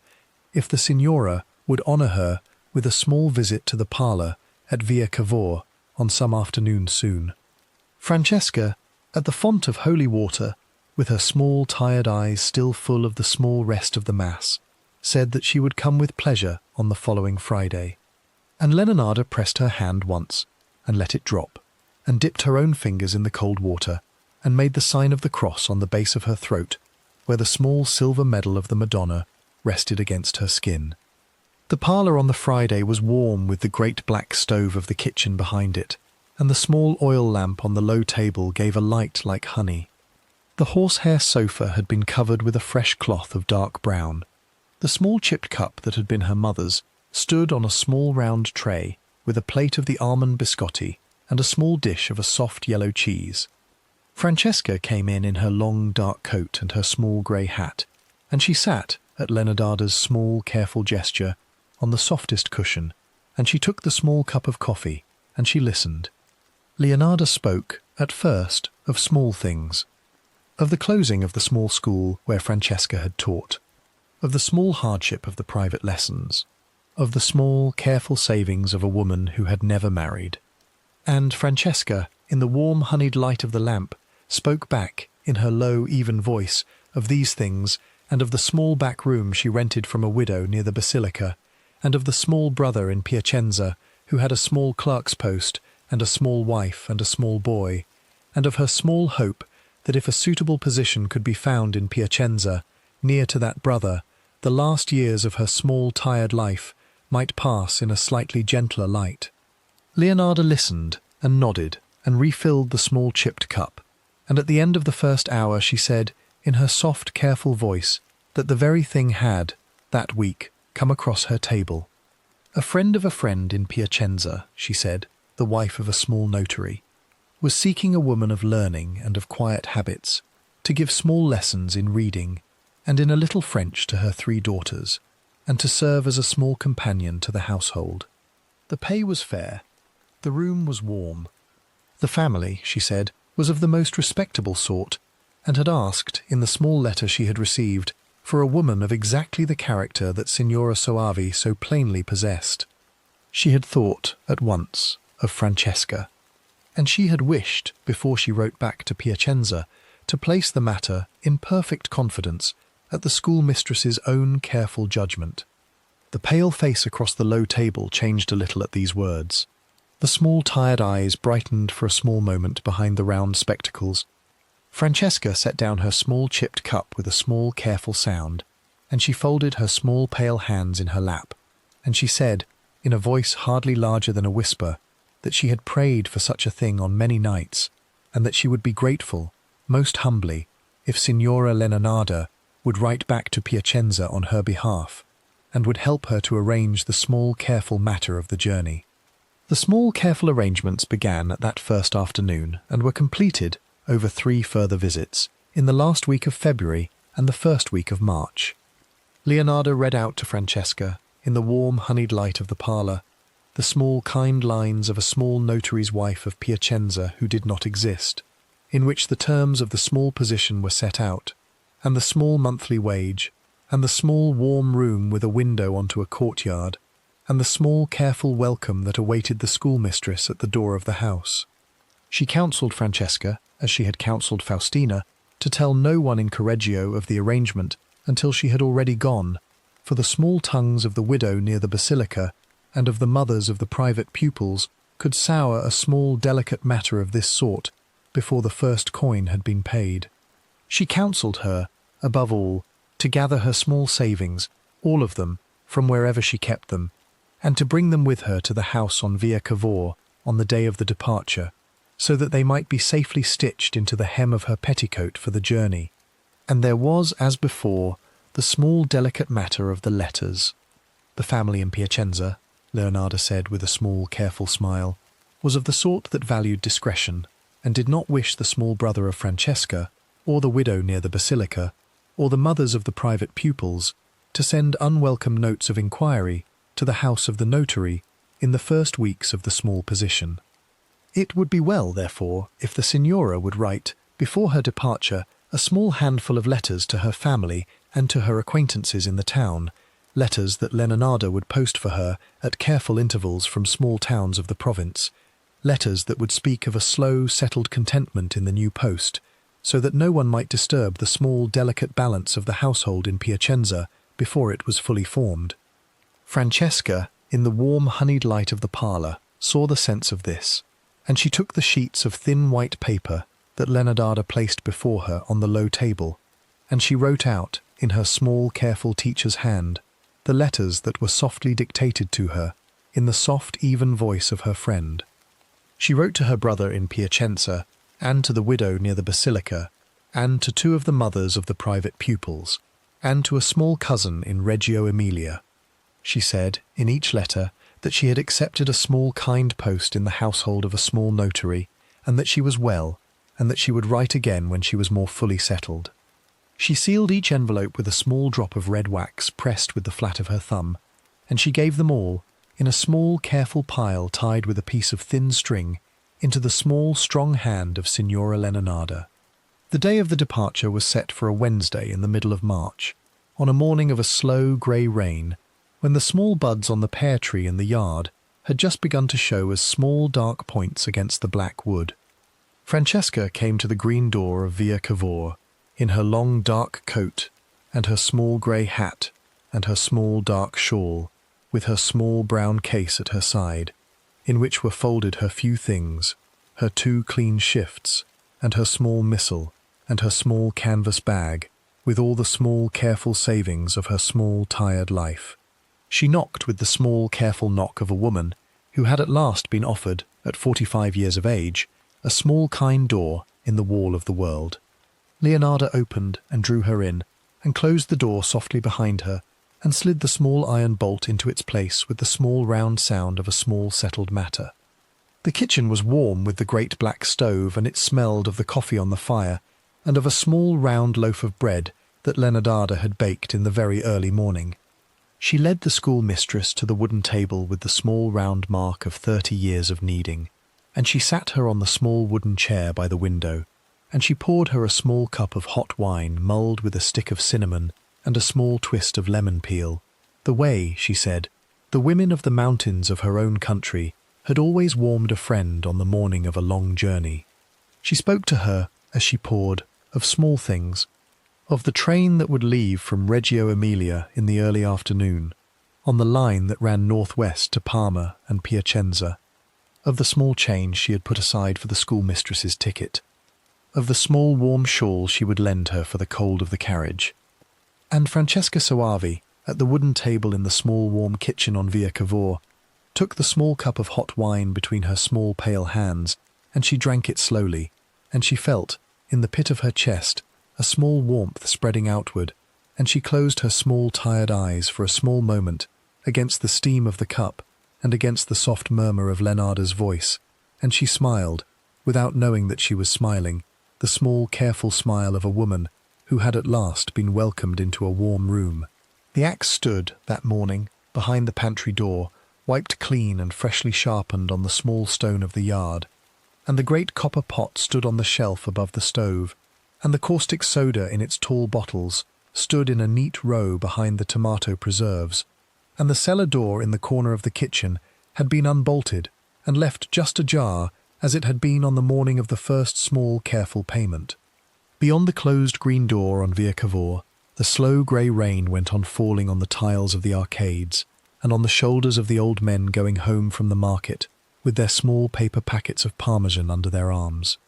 The bells of San Carino began to ring the 10 o'clock hour across the roofs of the town, and behind the closed door of the small warm kitchen, where the smell of the coffee and of the newly baked bread hung softly in the air, the small dark thing in the hollow behind Signora Leonarda's breastbone, which had waited, in perfect stillness, through the short, quiet weeks of the winter, opened once more its patient eyes, and the second small, careful payment on a mother's long, dark debt was, without a single witness, and with hardly a sound louder than the soft round striking of the church bell in the tower, quietly begun. Virginia Cacioppo, the soprano. The spring came late to Correggio that year. The frost held in the fields beyond the town until the last week of March, and the small pear tree in the yard behind the green door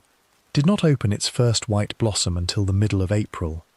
Signora Leonarda watched it from the small window of the kitchen on the morning that the first bloom showed, with her small, strong hands wrapped around a small cup of coffee cut thin with much water, and she said, in her soft, careful voice to the empty room, that Sant'Antonio was patient this year, and that the year itself was patient,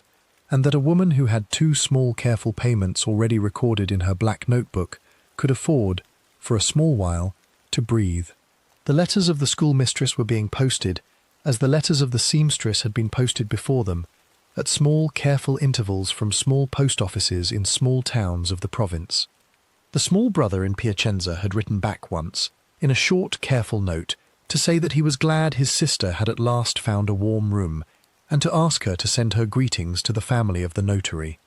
Leonarda had folded that note in half and slid it behind the tin of coffee on the shelf above the stove. She had bought, at the market under the arcades, a small length of dark green cloth, from which she had cut and sewn, on the wooden table of the kitchen by the light of the single bulb, a small new coat for the smallest child. She had gone, on the last day of Lent, to the parish confession at San Carino, and she had spoken to the young priest of small careful sins, of small impatiences with Bernardo at his lessons, of a small unkind word she had said, one afternoon at the market, of the tailor's wife's new grandchild. The young priest had given her a small penance of 3 Ave Marias, and she had said them, kneeling in the 4th pew from the front, on the left, near the small painting of the Virgin.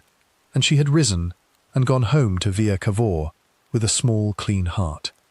Giuseppe wrote from the barracks that his class had at last been given its posting, though the front for the class of 1917 was, for the moment, only a small, quiet posting to a garrison in the north, near the passes of the Alps, where the snow was still deep on the peaks, and the small drills of the young men were held in a wide, flat yard of packed earth. He said that his sergeant was a fair man, and that the food was passable, and that he had made a small, careful friend of a young clerk from Bologna, who had also worked in an office before his call-up. He said that his small silver medal of the Madonna was still pinned to the inside of his tunic, over the heart, where his mother had placed it on the September morning at the green door. Leonarda read this letter 3 times in a single evening, and she folded it and slid it behind the tin of coffee, and she went upstairs and knelt before the plaster Sant'Antonio in the small niche of the hallway, and she said, in her small, quiet voice, that a mother was grateful, and that a mother would not, for that gratitude, forget what she had promised. And the small votive candle in its red glass burned on, as it had burned since the first week of September, without a single night of darkness. It was in the small warm months of the early summer, at the market under the arcades on a Friday in the last week of June, that Leonarda first heard the name of Virginia Cacioppo. She was standing at the stall of the cheesemaker, choosing a small wedge of parmesan for the household Sunday supper, and the tailor's wife, whose name was Renata, was standing beside her, and the tailor's wife was speaking, in her small, warm, Emilian voice, of a woman she had met that morning at the small pharmacy on Via Roma. A woman of about 50 years, said the tailor's wife, of a fine, tall figure and a strong dark head of hair only just beginning to grey, dressed in a coat of black silk that had once, plainly, been a garment of a certain quality, though the cuffs were now a little worn. A woman who spoke, said the tailor's wife with a small, careful smile, in a voice that fell on the small, ordinary air of the pharmacy like a small, warm bell. A former singer, one could tell it in a single word. A former opera singer indeed, though the tailor's wife had not, in the small, careful courtesy of the pharmacy, presumed to ask the woman for her exact history. She was lodging, it was said, in a small back room of the small pensione behind the basilica, where she had come only a few weeks before, from a small town in the province of Modena, or perhaps a small town in the province of Ferrara. The tailor's wife was not entirely sure. She was without family, or nearly so. She was without work, though she had spoken, at the pharmacy, of a small hope that some small careful post as a private teacher of singing, or as a secretary in a household of quality, might yet be found for her, in a larger town where such things were possible. Leonarda, at the stall of the cheesemaker, with the small wedge of parmesan in her small, strong hand, did not, at that moment, say a single word. She only nodded, in the soft, careful way of a woman who was listening only for politeness' sake, and she paid the small copper coins to the cheesemaker, and she wrapped the parmesan in a piece of clean linen, and set it in her small basket, and she took her leave of the tailor's wife with a small blessing on the shoulder. She walked the short way back along Via Roma, toward Via Cavour, in the warm summer light of the late morning, past the small windows of the pharmacy, past the small windows of the pensione behind the basilica, and by the time she had reached the green door, she had already begun, in the small hollow behind her breastbone, to shape the small, careful arrangement she would offer to the third name in the black notebook. Virginia Cacioppo was, in that summer, a woman of about 53 years. She had been born in Milano, in a family of small merchants who had thought their daughter might one day marry a small clerk of that city and live out her days in a small apartment on a modest street. But the girl had had a voice, from her earliest childhood, of a quality that her father, standing at the door of the small back parlour, where she had sung one Christmas Eve to a company of visiting cousins, had heard for what it was, and had at once determined to have trained. She had been sent for small lessons to a woman of some reputation in the neighbourhood. She had been sent, when the woman had spoken to the family of what she believed the voice might one day become, for larger lessons to a maestro in a small studio near the theatre. And by the time she was 22 years of age, in a season of the early years of the century, she had stood in the great gilded hall of La Scala, in a small careful role in a small careful opera, and had felt the small hush of 2,000 people fall upon her as she opened her mouth for the first bright note. Her career had not, in the end, been a great one. She had sung in small houses through the north of the country. She had toured in a small company of the second rank to houses of Egypt and of the Balkans. She had had a small season of 2 or 3 years in which her name was known in the small, careful gossip of the opera papers of Milano. She had never, in the small, careful hierarchy of that world, become one of the great names. And by the time she was in her middle 40s, her voice, which had begun to tire, had at last set down its small, careful burden, and she had returned to Milano, and she had lived for a small handful of years by the small savings she had put by, and by the small generosity of a small, careful patron, an older gentleman who had, in his own small, careful way, admired her voice. When the patron had died in the last year of the 1930s, without a small, careful provision for her, Virginia Cacioppo had begun, slowly, and with a small dignity that she would carry into every small pensione and every small pharmacy of the last months of her life, to fall through the small, careful trapdoors of the world. She had moved from Milano to a smaller town, and then to a smaller one, always in search of a small, careful post as a private teacher of singing, or as a secretary in a household of quality.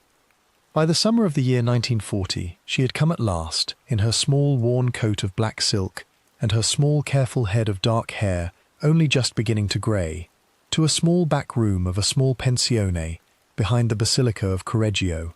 Leonarda did not meet her at once. She had learned in the long, careful patience of her small work that a woman must be approached at the moment when she had exhausted her small hopes, and not before. She waited through the first week of July, and she listened, in the small, careful gossip of the market under the arcades, for what more might be said of the woman with the fine, tall figure and the small, worn coat of black silk. She heard, at the stall of the cheesemaker, that the singer had lately gone to the door of one of the wealthier families of the town, offering her small, careful services as a teacher of the piano and of French to the daughters of the house, and had been received with a small, careful courtesy, but no small, careful engagement. She heard, from the widow who kept the pensione, that the small, careful room of the singer had, that week, been paid for only in part, and that the small, pale hand at the counter had trembled a little when the small, careful coins had been laid down. And on a Wednesday morning of the second week of July, when the small, warm rain was falling on the tiles of Correggio, and the market under the arcade smelled of wet linen and of the last of the summer strawberries, Leonarda saw Virginia Cacioppo, for the first time, at the stall of the seller of small papers, buying a single sheet of thin white writing paper and a single small envelope with a single small copper coin. She went to her at the small stall with a small, warm smile. She said, in her soft, careful voice, that she believed she had the honour of speaking to Signora Cacioppo, of whom the tailor's wife had spoken so warmly at the pharmacy. She said that she herself was Signora Leonarda Cianciulli, of a small house on Via Cavour, and that she had, only that morning, been thinking of the very sort of small, careful post that Signora Cacioppo was, she had heard, so patiently seeking. She said that if the Signora would honour her with a small visit that afternoon, to take a small cup of coffee in the small parlour of Via Cavour, she believed she might have a small, careful matter of business to lay before her. And Virginia Cacioppo, at the small stall of the seller of papers, with the single sheet of thin white paper in her small pale hand, looked at the small dark southern woman in the matron's black beside her, and she saw the small warm eyes, and the small careful smile, and the small silver medal of the Madonna at the base of the throat, and she said, in the voice that had once opened on the stage of La Scala like a small warm bell, that she would come with the greatest of pleasure, and that the goodness of Signora Cianciulli was a small careful comfort in a small hard season. The small careful arrangements that summer moved a little faster than the small careful arrangements of the winter. The pensione was pressing for its small copper coins. The small coat of black silk had gone thin at the elbow. The single small envelope on the wooden table of the small back room stood addressed to a cousin in Florence, from whom no answer had come. Leonarda, in the small warm parlour on Via Cavour, in the honeyed light of the small oil lamp, spoke to the singer of a small careful post in the household of an impresario in Florence, a friend of a friend, a man of the small, careful world of the theatre, who was seeking a woman of learning and of musical training to serve as a small, careful secretary to his affairs, and, at the small, warm evenings of the season, as a small, careful companion at his musical soirees. The pay was fair. The room was warm. The impresario, Leonarda said with a small, careful smile, was a man of the mildest disposition, and had asked, in his letter, for a woman of exactly the character that Signora Cacioppo so plainly possessed. And Virginia, on the horsehair sofa in the warm honeyed light of the parlour, with a small cup of coffee cooling in her small pale hand, closed her small dark eyes for a small moment, as one closes them on the last small note of a small careful song, and she said, in the voice of a woman who was more grateful than she had allowed herself to be in many small tired seasons, that she would go. The letters were written, as the letters had been written before, at the small low table in the warm honeyed light of the parlour. The cousin in Florence, from whom no answer had come. A small distant nephew in the province of Alessandria. A small careful acquaintance from the small careful world of the second-rank opera houses, whom Virginia had not seen in many years. Each envelope was sealed with a small drop of red wax pressed with the flat of her thumb. Each was given, in a small careful pile tied with a piece of thin string, into the small strong hand of Signora Leonarda. And the day of the departure was set for a Monday in the last week of September, on a morning of a slow, warm rain, when the small first yellow leaves had begun to show at the top of the pear tree, in the yard behind the green door,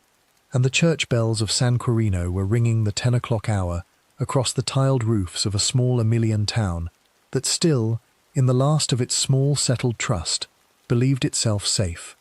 Virginia Cacioppo came to the green door in her small worn coat of black silk and a small hat of dark straw with a small feather at the brim. She carried a small brown case, in which were folded her few things, her one clean shift, and her small pair of stockings, and her small missal, and her small canvas bag, with the last of her small careful savings, and the small yellowed programme of a night at La Scala, in a season of the early years of the century, folded 3 times, which she had carried with her through every small pensione of every small town of the last 20 years. She knocked with the small, careful knock of a woman who had at last, at 53 years of age, been offered a small, kind door in the wall of the world. Leonarda opened and drew her in, and closed the door softly behind her, and slid the small iron bolt into its place with the small round sound of a small settled matter. The kitchen was warm with the great black stove, and it smelled of the coffee on the fire, and of a small round loaf of bread. Leonarda led the singer to the wooden table with the small round mark of 30 years of kneading, and she poured her a small cup of hot wine mulled with a stick of cinnamon and a small twist of orange peel. She spoke, as she poured, of small things. Of the train that would leave from Reggio Emilia in the early afternoon, of the small change she had put aside for the singer's ticket, of the small warm shawl she would lend her for the cold of the carriage. And Virginia Cacioppo, at the wooden table in the small warm kitchen on Via Cavour, took the small cup of hot wine between her small pale hands, and she drank it slowly, and she felt the small warmth spreading outward in the pit of her chest, and she closed her small dark eyes for a small moment, and hummed, without knowing that she was humming, a small quiet phrase from a small careful roll of a small careful opera of a small warm season very long ago. The axe stood behind the pantry door. The great copper pot stood on the shelf above the stove. The caustic soda in its tall bottles stood in its neat row behind the tomato preserves. The cellar door in the corner of the kitchen had been unbolted and left just ajar. And in the small hollow behind Signora Leonarda's breastbone, the small dark thing that had waited, through the small quiet weeks of the summer, opened once more its patient eyes, and the third small careful payment on a mother's long dark debt was, without a single witness, quietly begun. It would be, in the small careful arithmetic of the black notebook, the last. But it would not be, in the small careful arithmetic of the world outside the green door, the small settled matter that the 2 before had been. For the singer, unlike the seamstress and unlike the schoolmistress, had a small careful sister-in-law in a small town not many hours away, a woman with a small careful memory for a hand she had once known, and a small careful patience for a silence that stretched a little longer than it should. And in that small careful patience, in a small back parlour of a small town in the north, the first small thread of what would one day pull the tiles from the roof of the house on Via Cavour had, on that slow, warm Monday morning, in the last week of September of the year 1940, already begun, without a sound, and without a single witness, and without a single small warning bell in the tower of San Quirino, quietly to lift. The Unraveling. The sister-in-law of Virginia Cacioppo was a woman named Albertina Fanti, who lived in a small house of pale yellow stucco in a small town not many hours by train to the north of Correggio, in the flat country beyond the Po. She was a woman of about 50 years, of a careful character and a careful memory, married for many years to the elder brother of Virginia's late husband, and she had known the singer, in the small careful way of sisters-in-law by marriage, for more than 20 years. She had heard her sing, once, in a small provincial house, in a small role of a small careful opera, and she had never forgotten the small warm bell of the voice at the top of a small aria in the second act. She had written to Virginia twice a year, at Christmas and at Easter, for as long as they had known one another, on small folded cards with a small pressed flower inside, and Virginia had written back, at Christmas and at Easter, in the small careful hand she had learned as a girl in the small merchant's back parlour of Milano, with a small warm greeting and a small careful line of news. The Christmas of the year 1940 came and went, and no small folded card arrived at the house of pale yellow stucco. Albertina Fanti, on the morning of the second day of the new year, at the small wooden table of her small warm kitchen, laid out the small pile of the cards she had received, and she counted them, and she saw that the small card from Virginia was not among them. She said nothing to her husband, who was a mild man, and would have told her that a card lost in the post at Christmas was not a matter for a settled mind. She only wrote a small careful letter to the last address she had for the singer, which was the address of a small pensione in a small town in the province of Modena, and she sent it out on the small country post of the following Monday, and she waited. The letter came back to her at the end of January with a small careful note from the widow of the pensione that Signora Cacioppo had left the small back room in the last week of June, and had gone, it was believed, to a small town called Correggio in the province of Reggio Emilia, and that no forwarding address had been left. Albertina, at the small wooden table of the small warm kitchen, read the small careful note twice, and she folded it into the small pocket of her grey apron, and she went upstairs, and she took down from the small chest at the foot of her bed a small bundle of the old letters from Virginia, and she read them through in a single afternoon by the small pale light of the January window. There was, in each of them, in the small careful hand of the singer, a small warm mention of the sister-in-law, of the small pressed flower she had sent, of the small careful greeting she had received. There was not, in any of them, a small careful sign of a woman who would go, without a word, from one town to another, and not write on the way. She waited through the whole of February. She wrote at the end of that month to the town hall of Correggio, in a small careful letter to the Maresciallo of the Carabinieri, in which she asked, in the small polite way of a countrywoman writing to an officer of the state, whether a Signora Virginia Cacioppo, formerly of Milano, had been recorded as lodging in that town in the summer or the autumn of the previous year. The reply came at the end of March, on a small sheet of official paper in the small round hand of a clerk, that Signora Cacioppo had indeed lodged in a small pensione behind the Basilica of San Quirino from the 3rd week of June until the last week of September of the year 1940, and that on the small pensione's register her departure had been noted, in the widow's own hand, as being for the town of Florence, in the household of an impresario whose name had not been given. Albertina Fanti, in her small warm kitchen on the morning that this reply arrived, read it 3 times, and she folded it, and she placed it in the small pocket of her grey apron, together with the small careful note from the widow of the pensione of Modena. She did not, at first, know what to do with what she had. She had, in the small careful pocket of her apron, 2 small careful pieces of paper, and between them a small silence, and behind that silence, in her small careful heart, a small dark thing that had begun, slowly and against her will, to lift its head. She wrote to Florence. She wrote to the small, careful society of the impresarios of that city, whose names she found in an old newspaper her husband had once brought home from a business trip. She wrote to the parish of the small church nearest the old lodgings that Virginia had once kept there. She wrote to a distant cousin of her husband who lived in a small apartment near the Ponte Vecchio, and who knew, in the small, careful way of a cousin, everyone worth knowing in the small, careful streets of the old quarter. The answers came back through the spring and into the early summer, each in a different hand, and each with the same small, careful shape. No impresario of that name. No lodging of a singer of that description. No woman of that face at the door of any of the small, careful houses of the small, careful streets. By the middle of the summer of the year 1941, Albertina Fanti had, in the small, careful pocket of her grey apron, a small, careful pile of pieces of paper that all said, in different hands, the same small, quiet word. She spoke at last to her husband at the small wooden table of the small, warm kitchen, one Sunday evening after the supper, with the small pile of papers laid out between them.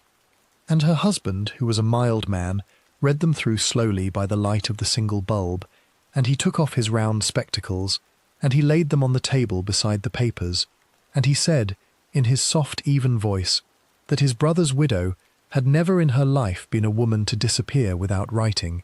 and that a matter of this kind was a matter for the Carabinieri, and not for a small warm kitchen in a small town on the flat country beyond the Po. The small careful letter that Albertina Fanti wrote in the last week of August of the year 1941 to the Maresciallo of the Carabinieri of Reggio Emilia was a small careful letter of exactly 2 pages. It set out, in her small round hand, the small careful facts of the case as she understood them. The last small folded card at Christmas of the year 1939.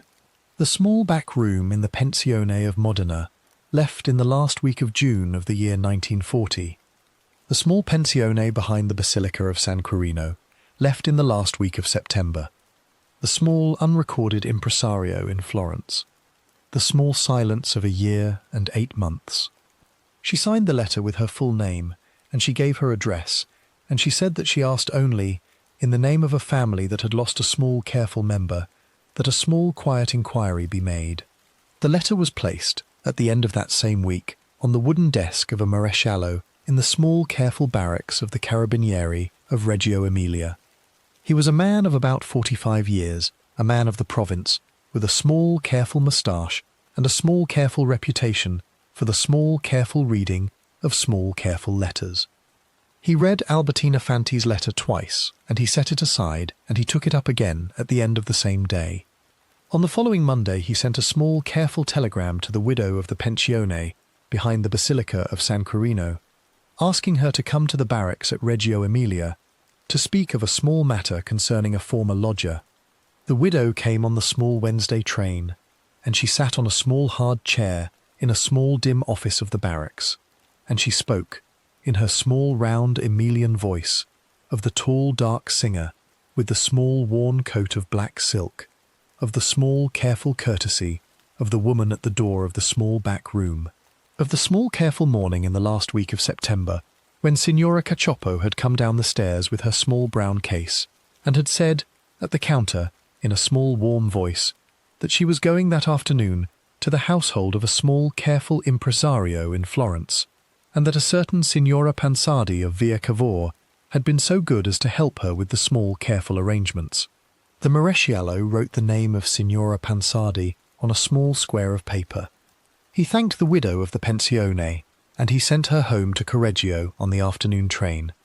He put the small square of paper on his desk under a small round paperweight of green glass, and he sat, for a long moment, at his small careful window, looking out at the small careful courtyard of the barracks, in which 2 young carabinieri were washing a small dark car with a bucket and a rag. The inquiries that followed were, in the small careful way of the Maresciallo of Reggio Emilia, quiet. He did not, that autumn, come himself to Via Cavour. He sent, instead, on a small careful pretext, a small young officer to speak to the postmaster of the small post office on Via Roma, to ask what letters, over the past 2 years, had been posted from that office in the hand of a certain Signora Pansardi.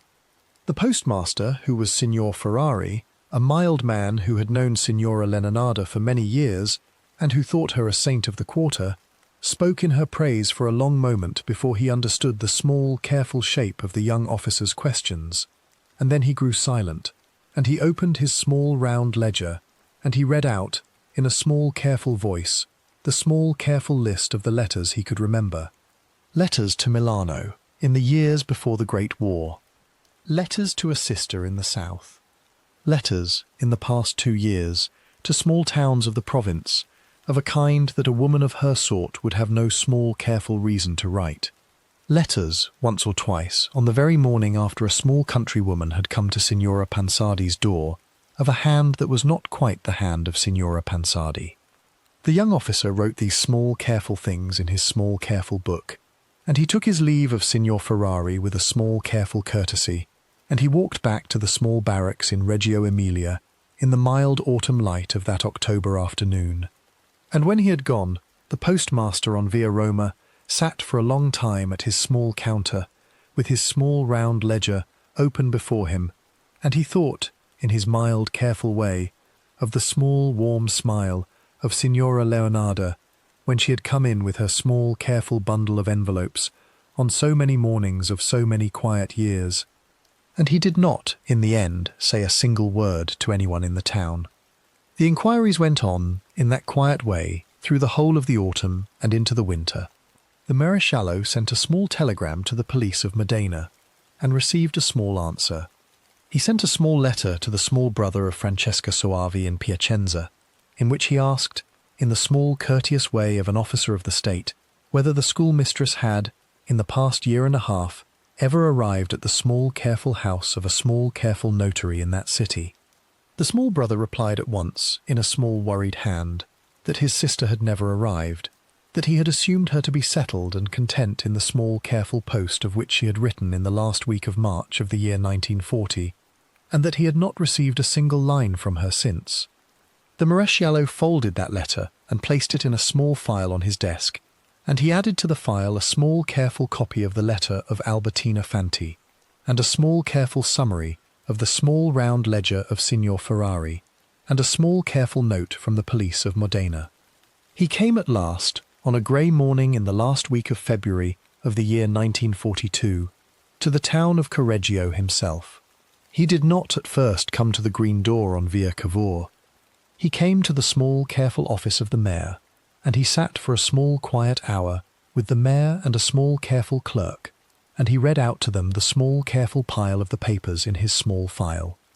And when he had done, and the mayor had sat for a long moment at his small careful window, looking out at the small piazza where the old men sat with their small glasses of vermouth, the mayor said, in a small quiet voice, that he could not, in the small careful conscience of a man of the town, believe such a thing of Signora Leonarda of Via Cavour. But he said also, in the same small quiet voice, that a small careful matter of this kind was a matter for the state, and not for the small careful conscience of a mayor, and that if the Maresciallo believed that a small careful visit to the green door was now required, then a small careful visit to the green door must, that same afternoon, be paid.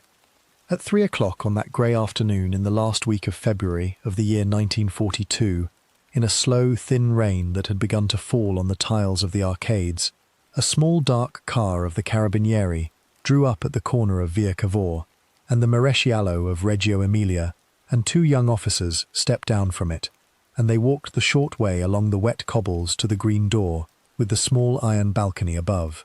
And in the small warm kitchen behind that door, at the wooden table with the small round mark of 30 years of kneading, Signora Leonarda, who had been writing a small careful letter on thin blue paper to her son Giuseppe at his garrison in the north, lifted her small dark eyes at the sound of the small careful knock,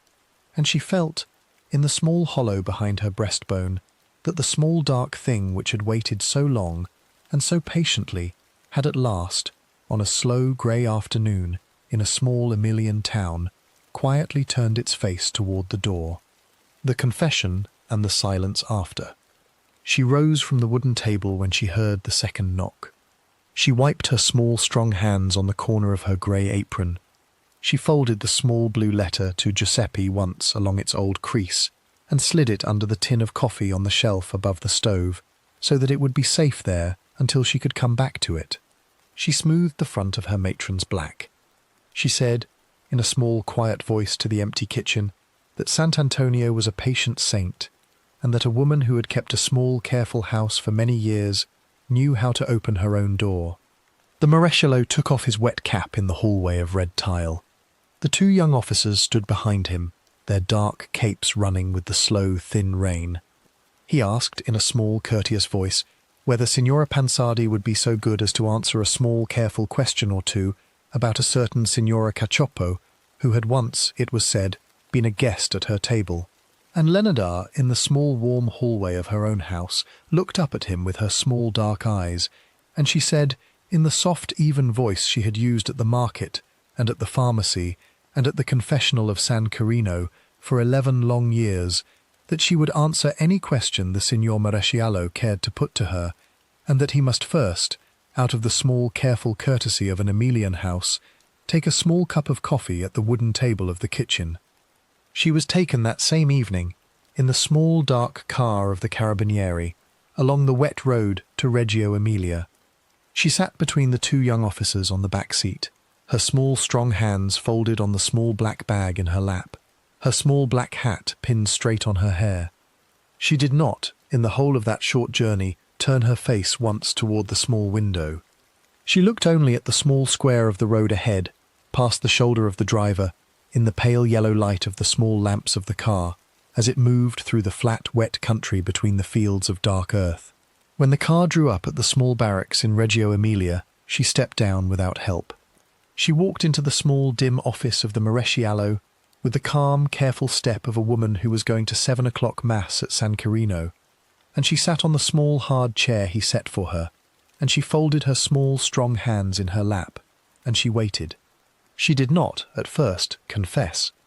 For many days she sat on the small, hard chair, and she answered the small, careful questions of the Maresciallo in her soft, even voice, and she said only that Signora Cacioppo had come to Via Cavour on a Monday in the last week of September of the year 1940, and had taken a small cup of hot wine at the wooden table, and had gone that afternoon to the station for the train to Florence, and that Signora Setti and Signora Soavi had, in a like manner and on like days, taken small cups of hot wine at her table, and had gone to their own trains and their own new lives. She said that if the state could not find them in Florence and in Pola and in Piacenza, then the state must look in other towns, for she herself had waved them off at her own door with a small, careful blessing on the shoulder, and she was no more responsible for what became of a woman on a long journey than any other kind neighbour would be. It was in the last week of March of that year, on a morning when the first small yellow flowers had begun to show in the small courtyard of the barracks, that Giuseppe was brought from his garrison in the north, and stood, for the first time in more than 2 years, in the small dim office of the Maresciallo of Reggio Emilia. He wore his soldier's tunic. His small careful moustache had grown thicker. The small silver medal of the Madonna was still pinned to the inside of his tunic, over the heart. He looked at his mother across the small careful room, and he did not speak. And Leonarda, on the small hard chair, with her small strong hands folded on the small black bag in her lap, looked up at him for a long moment, and her small dark eyes filled, for the first time since the morning of the paper on the shelf behind the tin of coffee, with a small hot water that she did not try to wipe away. Then she turned her face to the Maresciallo, and she said, in her soft, even voice, that she was ready now to speak. She spoke for 3 days. She spoke in the small, warm, careful voice she had used at the wooden table of the parlour on Via Cavour, and she spoke as one who was, at last, unburdening herself of a small, careful weight she had carried for a long time. She told him of the axe behind the pantry door. She told him of the great copper pot on the shelf above the stove. She told him of the tall bottles of caustic soda in their neat row behind the tomato preserves. She told him, in her careful, slow hand, of the small, warm wine mulled with a stick of cinnamon, and of the small, warm kitchen, and of the small round sound of the iron bolt sliding into its place. She told him what she had done with the small stout body of the seamstress from Novellara, and what she had done with the small pale body of the schoolmistress from Bagnolo, and what she had done, in the last week of September of the year 1940, with the fine tall body of the singer who had once opened her mouth for a small bright note on the great stage of La Scala. She told him of the soap. She told him how she had cut the flesh in small careful pieces, and how she had boiled it in the great copper pot with the caustic soda, and how the small dark thing had rendered down, over long hours at the stove, into a soft pale mass that she had cooled in wide flat dishes, and cut into small bars, and given away, in small paper twists tied with twine, to the neighbours of Via Cavour, and to the widow of the pensione, behind the basilica, and to the tailor's wife, and to the old widower, Signor Baldi, who had washed his one good collar with it, on many Sunday mornings. She told him of the tea cakes. She told him how she had taken the dried blood, which she had gathered from the great copper pot in small careful basins, and had baked it into the small round tea cakes with candied peel, in the small ovens at the back of the kitchen, and had eaten some of them at her own table with her own children, and had given the rest away in small tins tied with twine to the passing children of the quarter, with a small blessing on the head. She said, in the small, warm, careful voice of a woman who had at last been asked the small, careful question no one had ever asked her, that the small tea cakes of the singer had been, in her own small, careful judgment, the best of all, for the voice of the woman had left, she believed, a small, warm sweetness in the blood that no ordinary baking could match. The Maresciallo laid down his pen. The young officer at the door lowered his eyes, and Leonarda, on the small hard chair, folded her small strong hands more firmly on the small black bag in her lap, and she said, in her soft even voice, that she had done these things for her son, and for no other reason under God, and that if the state should now require of her a small careful payment for the 3 small careful payments she had made for him, then she was ready, at 48 years of age, in the small barracks of Reggio Emilia, to give it. The trial was held at Reggio Emilia in the summer of the year 1946, after the long dark years of the Second War had at last come to their small quiet end. She was brought each morning from the small stone cell of the women's wing, in a plain black dress and a small white collar, with her hair pulled back tightly and pinned at the nape, and she sat in the small wooden dock with her small strong hands folded before her, and she answered the small careful questions of the judges and of the small careful lawyers with the same soft, even voice she had used at the wooden table of the kitchen on Via Cavour. There was a great crowd in the small courtroom, of the country people of the province, and of the small careful newspaper men of Milano and of Rome, and there was a small dark ribbon of the families of Faustina Setti and of Francesca Soavi and of Virginia Cacioppo in the front row of the small gallery, in their small dark mourning clothes, listening. She looked at them once, at the beginning of the first day, and she did not look at them again. She spoke of the soap and of the tea cakes without a tremble in her voice. She spoke of her son Giuseppe, and of the small silver medal of the Madonna she had pinned to the inside of his tunic on the September morning at the green door. She spoke of her mother, and of the words that had been spoken over her cradle in the small house on the lane above the Annunziata in Montella, and of the old woman with the silver rings under the chestnut tree at the chestnut fair, and of the small procession of the 17 pregnancies and the small graves in the cemeteries of the south. She spoke of Sant' Antonio, and of the small votive candle in the small niche of the upstairs hallway, which had burned, she said, from the first week of September of the year 1939, without a single night of darkness, until the small, dark afternoon of her arrest. She said that she was sorry, in the small, careful way that a woman of her country could be sorry, that 3 other mothers of 3 other households had lost what they had lost. She said that she would say a rosary each morning of the rest of her small life for their souls, and for her own. And when the judges asked her, on the last day, whether she wished to say a small, careful word in her own defence, she stood in the small wooden dock, and she said, in her soft, even voice, that she had done what a mother must do, and that God, who saw all things, would in the small, careful hour of her death understand what the small, careful hour of the state could not.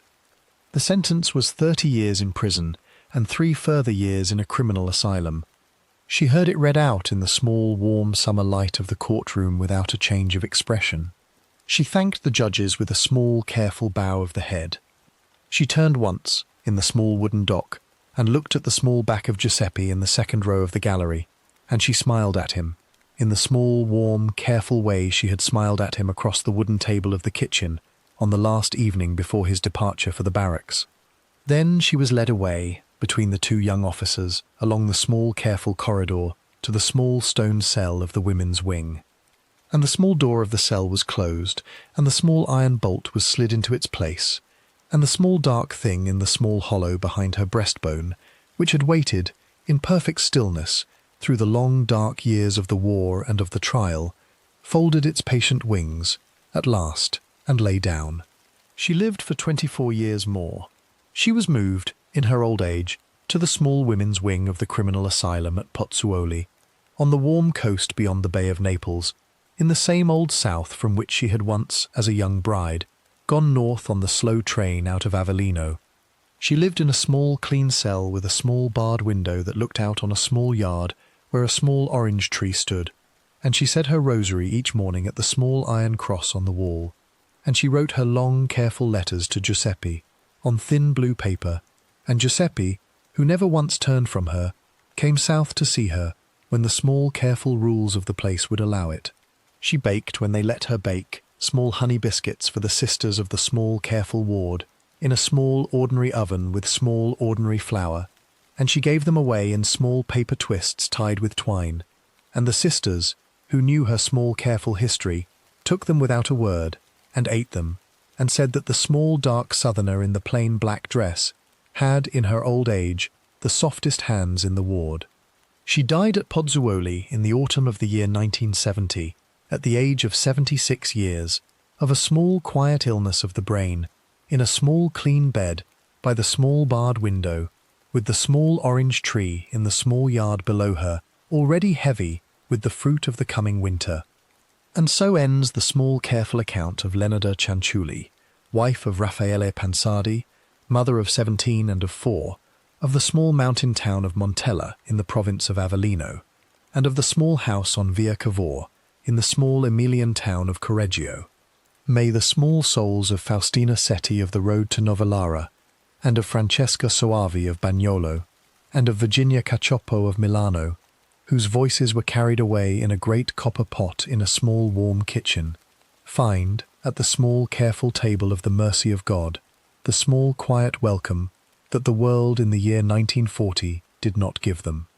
And may the small dark thing behind the breastbone of every mother who has ever heard a curse spoken over the cradle of her child be, in the small careful hour of the night, quieted and laid down and forgotten. The candles of Via Cavour have long since guttered. The green door has been painted over many times, in many colours, by many hands. The great copper pot has passed into the small, careful keeping of a small, quiet museum, and in a small stone cemetery on the warm coast beyond the Bay of Naples, under a small plain marker, the woman who once whispered the small, careful arithmetic of a mother's long, dark debt, lies at last in a small silence, deeper than any that ever fell, in the small, warm kitchen behind the green door. The rain falls on the tiles of Correggio. The bell of San Carino strikes the hour, and history, once again, turns the page in the dark.